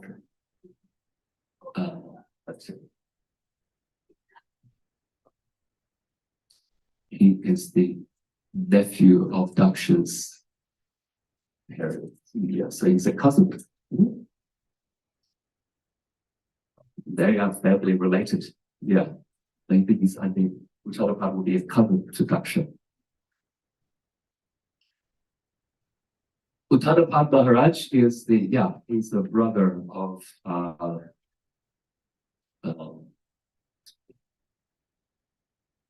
Daksha's mother, or anyway, there is a family connection there.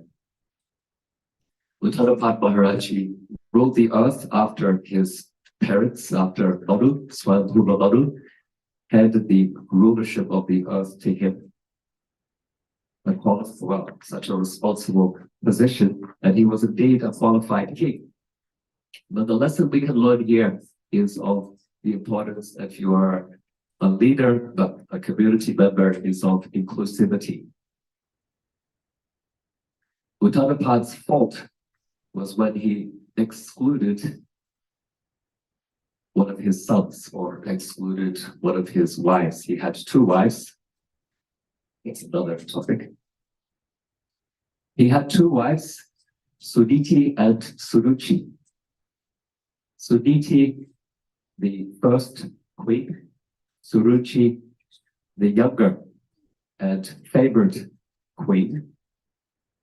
And We know the story very famously. One day Uttarapada Maharaj is sitting on the throne, and Dhruva, the son of Suniti, attempts to climb on his father's lap.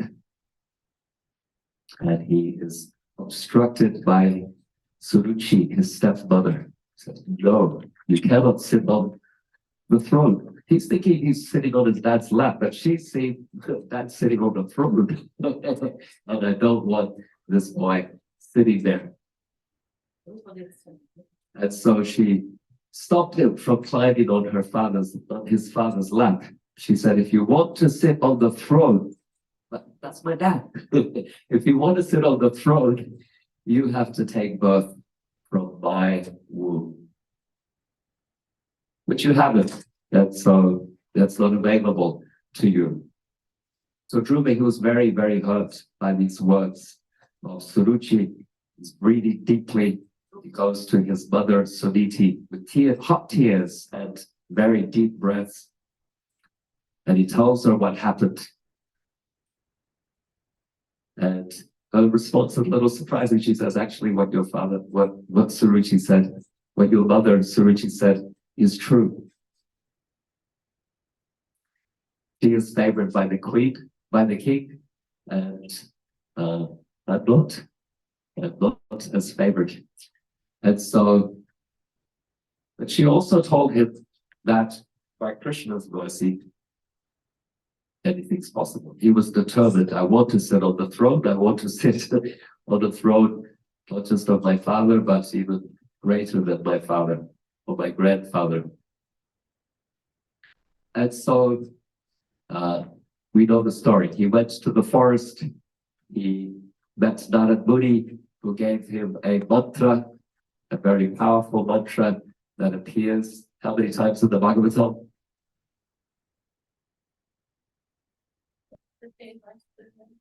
I beg your pardon? Yeah, the question was how many times does it appear in the Bhagavatam?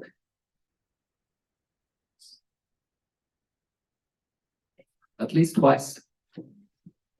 Right? At least twice. The beginning and then here in the fourth canto as well. We have this mantra appearing. And so Dhruva chants that mantra, he has darshan of Krishna, and he gives up his ambition for royal opulence. In fact, after seeing Krishna, he chastises himself. I'm a fool. I was chasing after the chaffs of wheat husk without appreciating the actual value that is Krishna and Krishna consciousness. Krishna had offered him, he told him, you will get the throne, you will rule for 10,000 years, and after that, we will give you my Ruftara, the pole star as well. And so Dhruva returns to the kingdom, and he's welcomed by his father. He's received as a hero. Uttarapada Maharaj has had a change of heart when Dhruva had left, and now he's grateful to see him again. Uttarapada Maharaj crowns Dhruva, makes him the ruler of the earth, and we see how and Vishnu had also said that Suruchi and Uttam, his stepbrother and stepmother, would die shortly, which happened. But when it happens, we see how Dhruva has no enmity towards his stepbrother Uttam. In fact, Prabhu mentioned it in the class. He had no enmity. In fact, he became enraged. He became angry when his brother was killed by some yakshas. And he went to avenge their death. He attacked the Yaksha kingdom, the Yaksha city, and was destroying them with his powerful astras until Lord Brahma told him, what are you doing? You're killing these Yakshas. They didn't do anything to you. One Yaksha killed your one brother, and you are taking you're taking it out on all of these yakshas, and so you must desist. And so Dhruva, he took that instruction and he withdrew and returned to his kingdom, recognizing he had made a mistake over come with rage. So there, even a great person such as Dhruva also making a mistake, but reinforcing this idea of what I would say an important lesson of the story, inclusivity. Uttarapat Maharaj made a mistake excluding Suditi, excluding Dhruva. Dhruva, he's more spiritually realized that this fourth canto gives us all the contrasts to help us appreciate these points from two angles, what to do and what not to do. And finally, a nice ending to Dhruva's story is that he goes to Haridwar, where he performs devotional service, handing over the kingdom to his own son. And as the Vaikuntha Viman comes to take him to Vaikuntha, or to the abode of Hiranakashipu Vishnu, because he's going to the pole star, right? He says, I can't get on this plane because my mother, how could I go to the spiritual sky without my mother? And the Vishnu Dutas would come to take him. They pointed to another Vaikuntha Viman and said, look, Shruva, your mother, she's already going back to Godhead. And with that, then he also entered the Vaikuntha Viman. So any spiritual leader or community member, we must take this important point of inclusion. Dhruva wouldn't go back to Godhead without his mother. He had learned he was grateful anyway to his mother. She was like a guru to him, sending him to Narmuni. But we see the gratitude that's there, and we should all have a spirit of gratitude and appreciation and see one another as Krishna's devotees, Krishna's property to be honored and respected and loved. And there's a community will be successful when there's that spirit and an attitude of inclusiveness rather than exclusion. When I tell these stories, I'm giving some reflections based on the theme of community. You might come up with others, so if you want to share those as well, you're welcome to do so. I'll go down to the third story, which was Ritu Maharaj and Vena.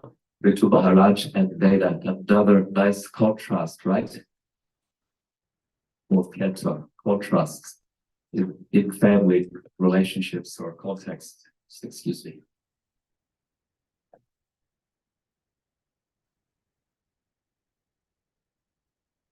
Veda. He is a descendant of Dhruva Maharaj. So even in such an exalted family as Swayambhuva Manu and Uttanapad Maharaj and Dhruva, then some generations down, you get the cruel king Veda. Even as a child, he took pleasure in harming other children, in harming other living entities.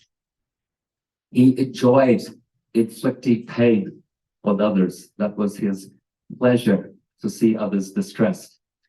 And when he finally ascended to the throne, he forbade all the Brahmanas to worship Vishnu. He said, why are you worshiping Vishnu? The king is a representative of God. Therefore, this is where you take Vedic teaching, you just twist it a little, and you end up with atheism. Therefore, rather than worshiping Vishnu, you must worship me. All your sacrifices, you rather than idam Vishnave, idam Namah, you say idam Vedaya or something of that nature, and you make your mantras and offerings to me. For you, I am God. You don't need to look anywhere else to other gods. So that was the character of this person sitting on the throne. The Brahmanas realized this is a most unqualified person. And so they chanted a mantra to kill him and remove him from the throne. Does anyone want to know what that mantra is? Could come in handy at some point.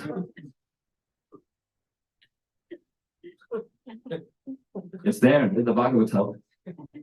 You could look it up, or I could tell you right now, or you might be afraid that if I say it, something might happen in the room.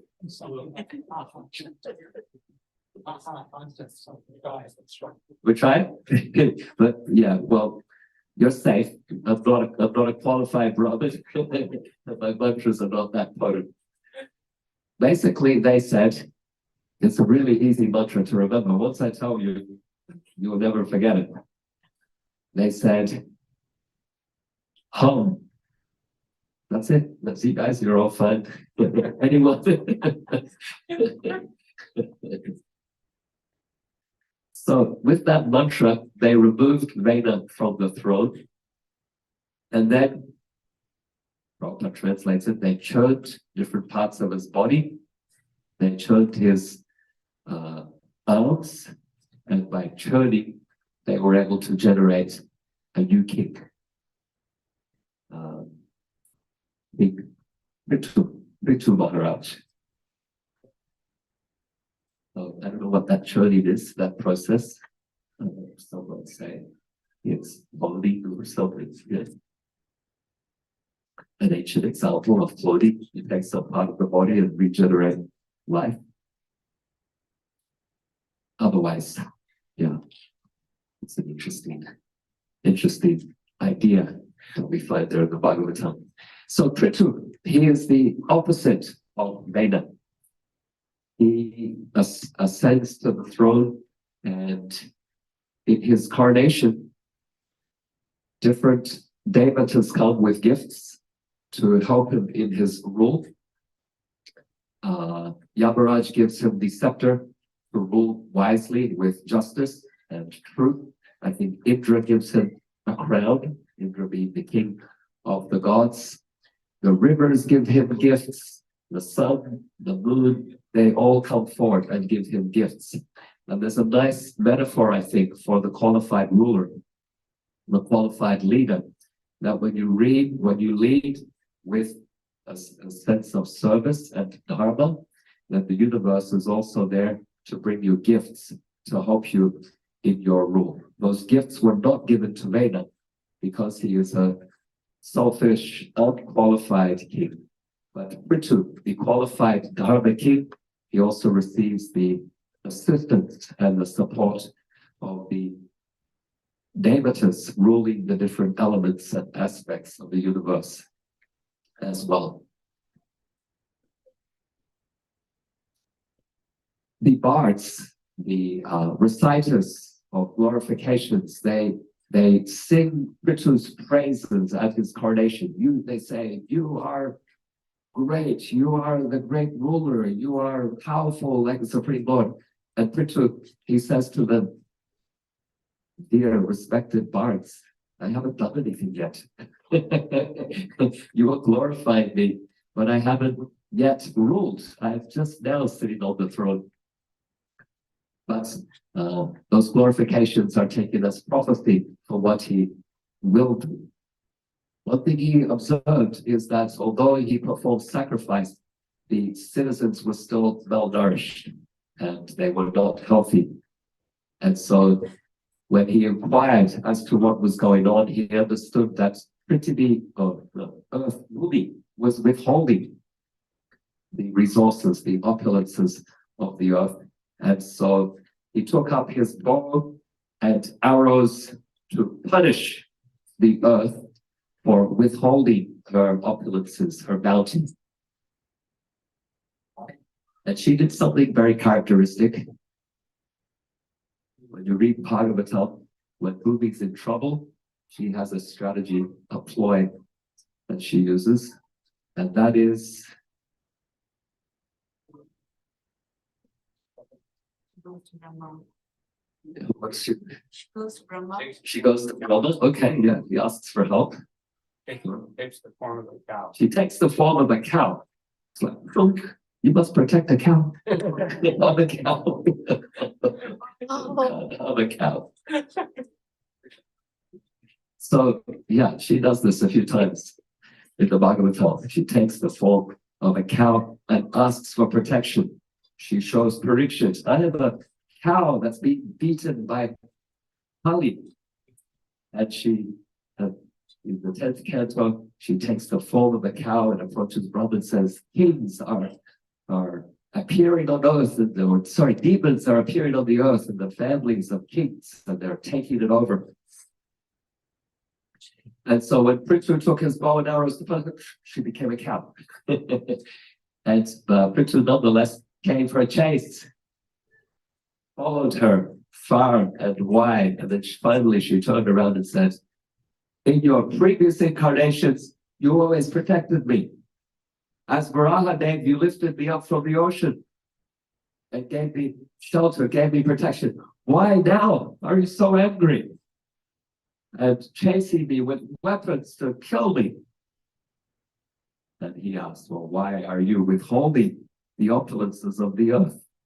The citizens are hungry and malnourished. You're not doing your duty. And so she told him that she will release her opulences, but there is a need for, he said, I've also done sacrifice, because that's the contract in the Gita. Krishna also mentions, when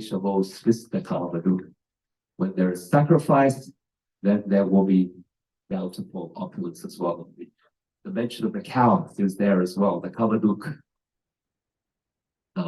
And so he says, we're doing sacrifice, but you're not giving opulence. And she says, I was holding the opulences back because of Veda. Veda was such an impious, unqualified ruler. He stopped sacrifices, and without sacrifices, I'm not giving my opulences. So an important lesson there for leaders, but also for community. We said Krishna has to be the center of the community. We said that in relation to the Daksha story.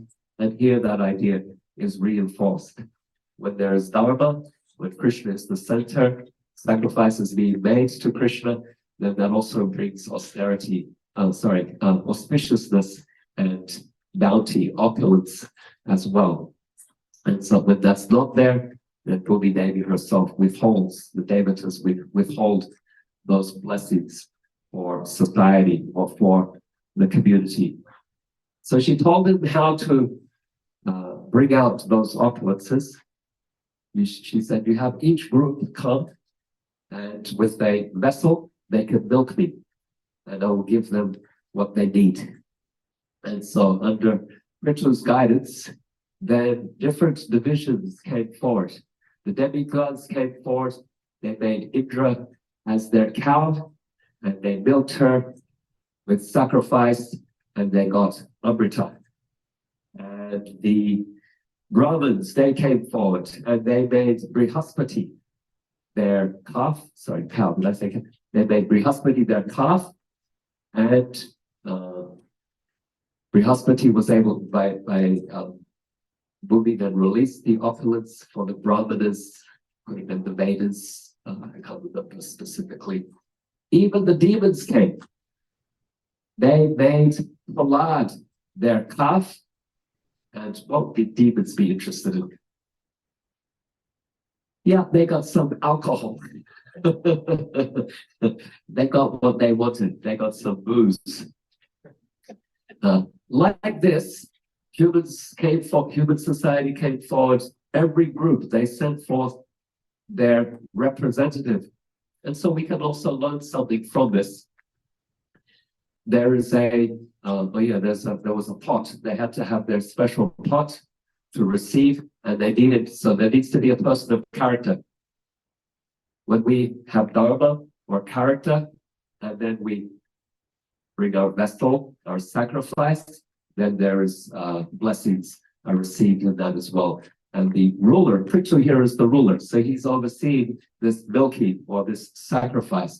The ruler has to make facility for each group to be able to, or the different varnas, the different ashrams, the different divisions of society, to get what they need to fulfill their needs and desires.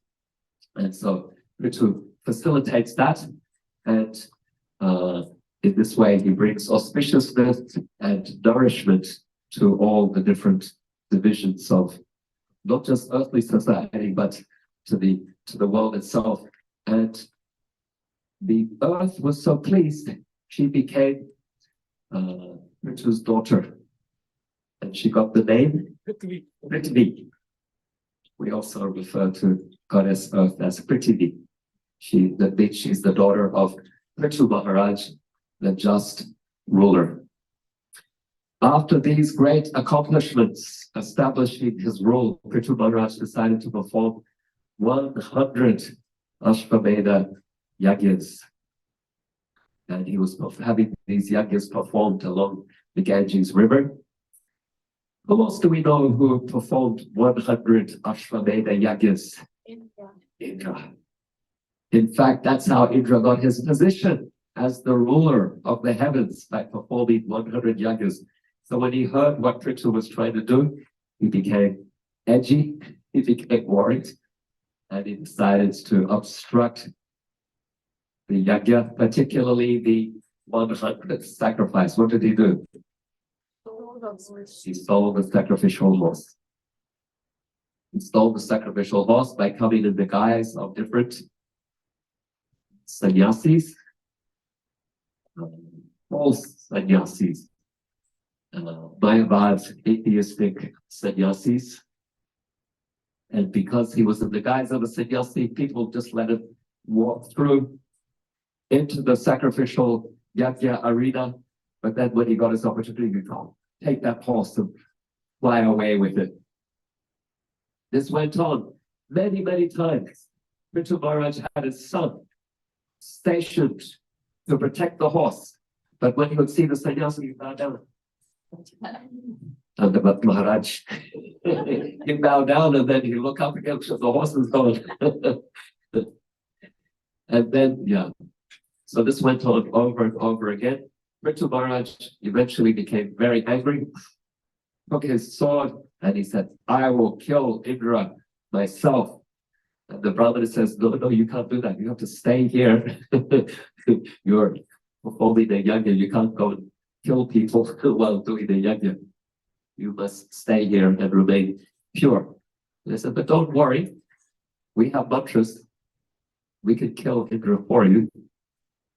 We will pronounce a mantra and we will call Indra from the heavens and we will make him fall into this sacrifice. This happens later in the Bhagavatam as well. At the sacrifice of Vijay. Yes. Yeah, so Indra, this is a problem that he's faced from time to time. Brahmins calling him into a sacrificial fire.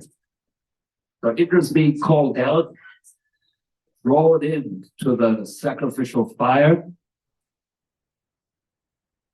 and it's a disaster. Imagine, like if there was an assassination attempt on the president of the country, it would be a national emergency.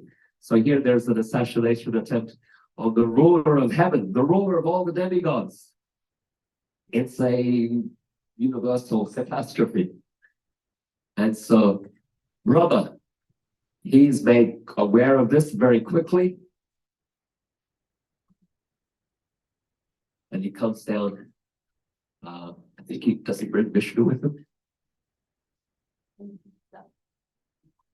He comes down to Prithu's sacrifice and he says, you can't kill Indra. It's not right. You could be the one who did 99 sacrifices. I understand this is really important. And you made a promise that you would do it. And for any person of their word to not fulfill their word is a very serious thing. Any of us, we know it's important to keep our commitments. It's important to keep our word. Now, brothers asking Prithu not to keep his word. It's a big ask. But when Prithu Maharaj is asked by Brahma, he says, I understand. I won't complete the 100th sacrifice. I will be Prithu who did 99 sacrifices, and we will let Indra be the one who did 100 sacrifices. And so in that spirit, he forgave Indra, and Krishna was very pleased. He in fact came with Indra as well. And he told Prithu Maharaj, I'm very pleased with you. he said, please forgive Indra. He's made a mistake. And so in all of this, although Prithu didn't complete his 100 yagnas, actually he was the winner. The one who did less actually did more. Because what's the purpose of sacrifice? To please Vishnu. Who was Vishnu most pleased with? He was most pleased with Prithu Maharaj, as opposed to Indra, who had done so much scheming and stealing and cheating.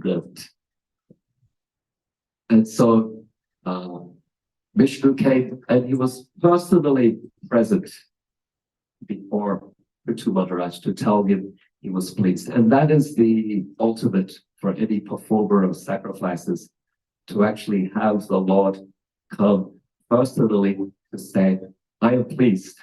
That is the ultimate perfection. And so what is Vishnu pleased with? He's pleased with this forgiveness. He's pleased with the humility. He's pleased with this cooperative spirit as well. Brahma has asked Prithu, for the sake of the universe, please don't do the 100th sacrifice. And so, taking that into account, Prithu Maharaj has agreed not to do so. And then Vishnu, and then that makes Indra himself humble. He apologizes. Indra apologizes, Prithu forgives, there are nice relations, and Vishnu is pleased. So we also learn here that Vishnu is pleased by these cooperative relations. Remember I told you about the end of Daksha's Yagna? How it ended with this very cooperative spirit, and Vishnu was pleased and he came personally to the sacrifice. The same story repeating many chapters later. At the end of Prithu's sacrifice, Vishnu is coming and saying, I am pleased by your cooperation. Yes, they're cooperating to do a sacrifice. Ostensibly, that's the thing that pleases Vishnu. But what he's actually pleased with is the cooperative spirit in the performance of the sacrifice. That's an important lesson for us in our communities. When we're serving Krishna, sometimes in the name of serving Krishna, we might quarrel with each other. We might exclude one another. We might want to dominate and control each other. But what Krishna actually appreciates when we are all in the name of service, but what Krishna really appreciates is when we are serving together with humility and forgiveness and respect. Then Krishna is pleased. And the last story we will tell, fourth story from the fourth canto, the 9 remaining, is of the Prachetas and King Prachinabarhi. This is also a nice story of friendship and cooperation. The Prachetas were 10 brothers. 10 brothers who were sons of a king who was a descendant of Prithu. This is all the same family that we're discussing. So a descendant of Prithu Maharaj is a king named Prachinabarhi. He has 10 sons that are collectively called the Prachetas. They're all Vaishnavas, Bhagavatam says. They're all devotees of Narayan. They're all very well trained in Shastra and in Dharma, and they have good character. And their father tells them one day, I want you to marry and have children. And in order to do that, to prepare yourself, you should go and perform some austerity and get Krishna's blessings.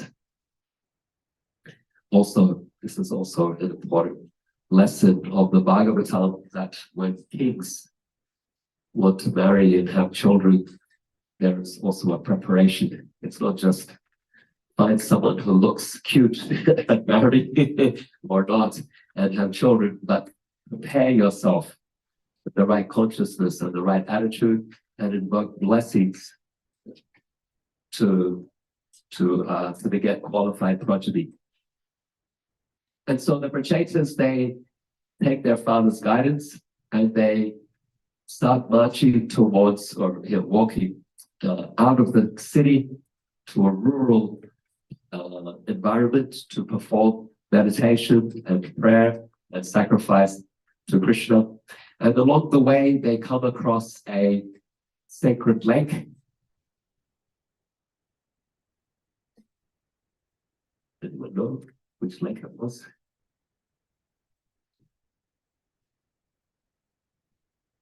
My mind is saying Bindu Sarovar, but that's up in the Himalayas. Yeah, it was. Yeah.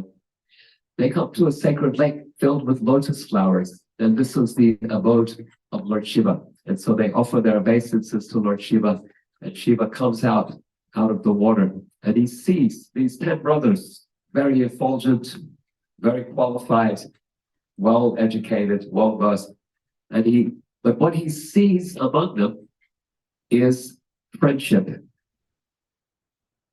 which is nice. Yeah. He says, I appreciate your friendly relations among one another, and I want to help you to beget good children. I know you're going to believe Shiva, he knows everything. I know you're going to perform sacrifice to Vishnu to get qualified children. I'm going to teach you a mantra that Brahma taught his sons when he wanted them to have good children. It is in fact a mantra that Brahma himself chanted in his creative process to beget good progeny. And so that mantra is there in the Bhagavatam. It is called the Rudra Gita, the song of Rudra, the song of Lord Shiva. But it is a prayer to Lord Vishnu, glorifying the Chatur Vyuha, Vasudeva, Shankarshana, Pradyumna, and Aniruddha. These are the 4 principles of Karya, of action. And so that's the mantra.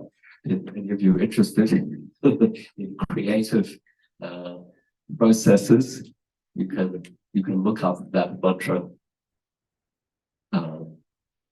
And so the Prachetas, they took that mantra from Lord Shiva, they continued to the sea, and they entered into the water of the sea, a lake. They entered into the water. They thought the underwater would be a better place for their meditation because, well, there's no distraction. Unless you're so many money, you got distracted. That's another story. Underwater, less distraction. So they decided to meditate under there for 10,000 years. Yes, they are focused and determined. After 10,000 years, they came up out of the water and they couldn't recognize Christ anymore. Like, what's happened? Anyone know what had happened? There are too many trees. There were too many, the whole earth had been covered over by trees. The trees had overgrown the earth. And this made the Prachetas angry because everyone has a quota. Prabhupada speaks about this in his Ishopanishad commentary to verse 1. Everyone has their quota. The trees had taken more than their quota. They had overgrown their boundaries. They hadn't left space for anyone else, right? Humans, animals, there's a lot of us on earth that need to share these resources. And so the trees had overstepped their boundaries, and these Prachetas, they're also the lotus stages meditating, they're also rulers, they're kshatriyas. And so with their yogic power, they opened their mouths and fire emanated, and they started to burn down those trees. But then, they overstepped their boundary. Trees need some space as well, right? So sometimes we correct a problem by creating another problem. And so Brahma, he came and said, no, stop. You're burning down too many trees. That's what happens with anger. We need you to pacify your anger. And so Soma, the moon god, he had a daughter named Marisha. And he said, you've been doing austerities to have qualified progeny. Here, take my daughter. Take my daughter in marriage. And so the 10 Prachetas married Marisha. That's also interesting. But it would demonstrate the principle of cooperation, right? So polygamy, one man, many wives. Bhagavatam also has some examples of polyandry, the other way around. Draupadi in the Five Pandavas is a famous example, but here's a much more ancient example with one Vanisha. She marries 10 Prachetas, and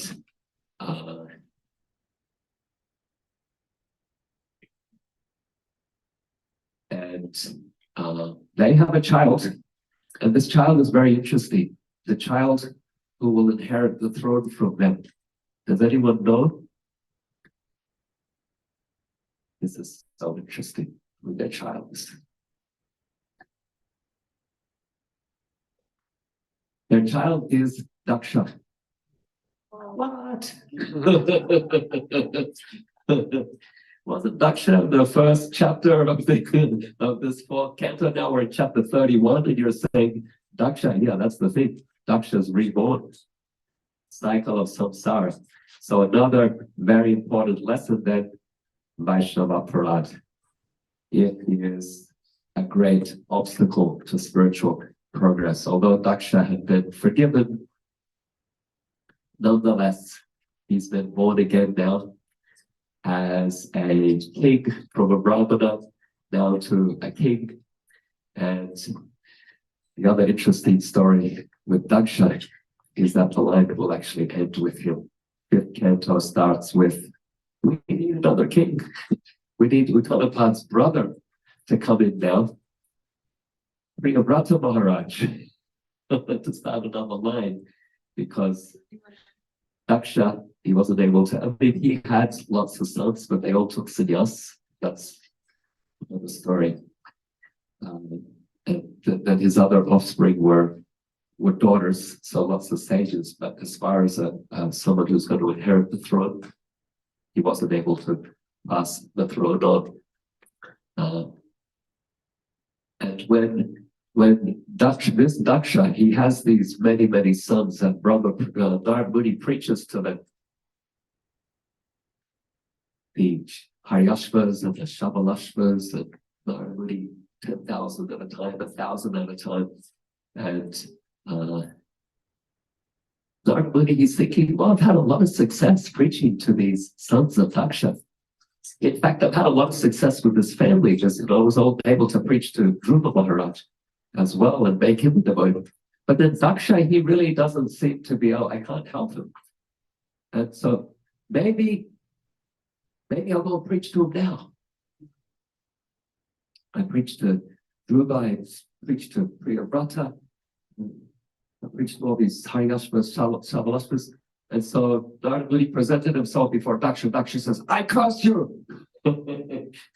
I curse you that you'll never be able to stay in any place for more than a couple of days, a few days. Prabhupada said, I also inherited that curse. And Narad Muni is thinking, okay, he's really angry. He cursed me. Surely he's going to regret it now. Like, okay, he was angry, he saw me, he cursed. But now he's going to be thinking, well, I made a big mistake. I just cursed Narad Muni.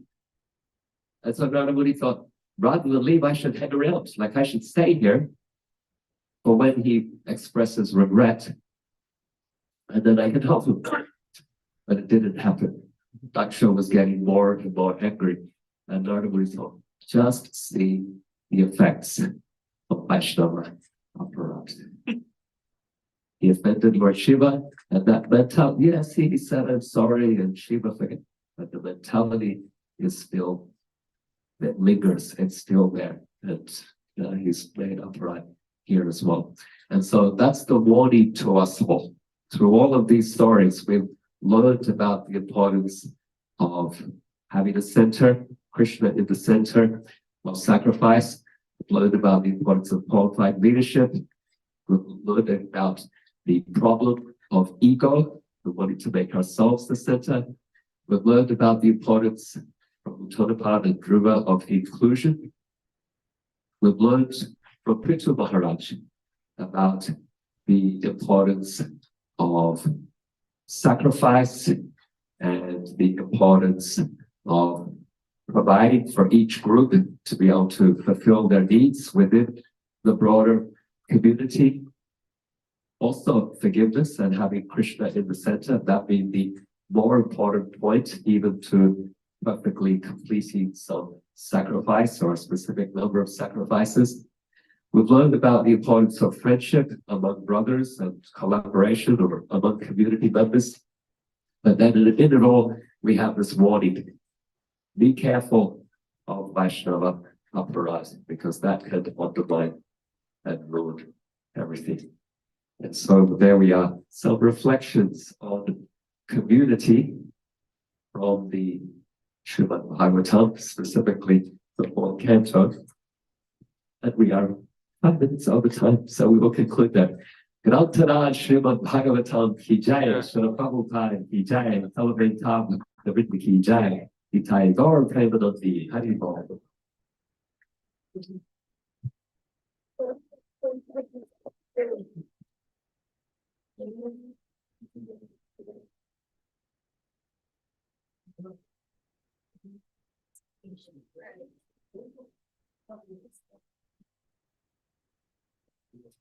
Right.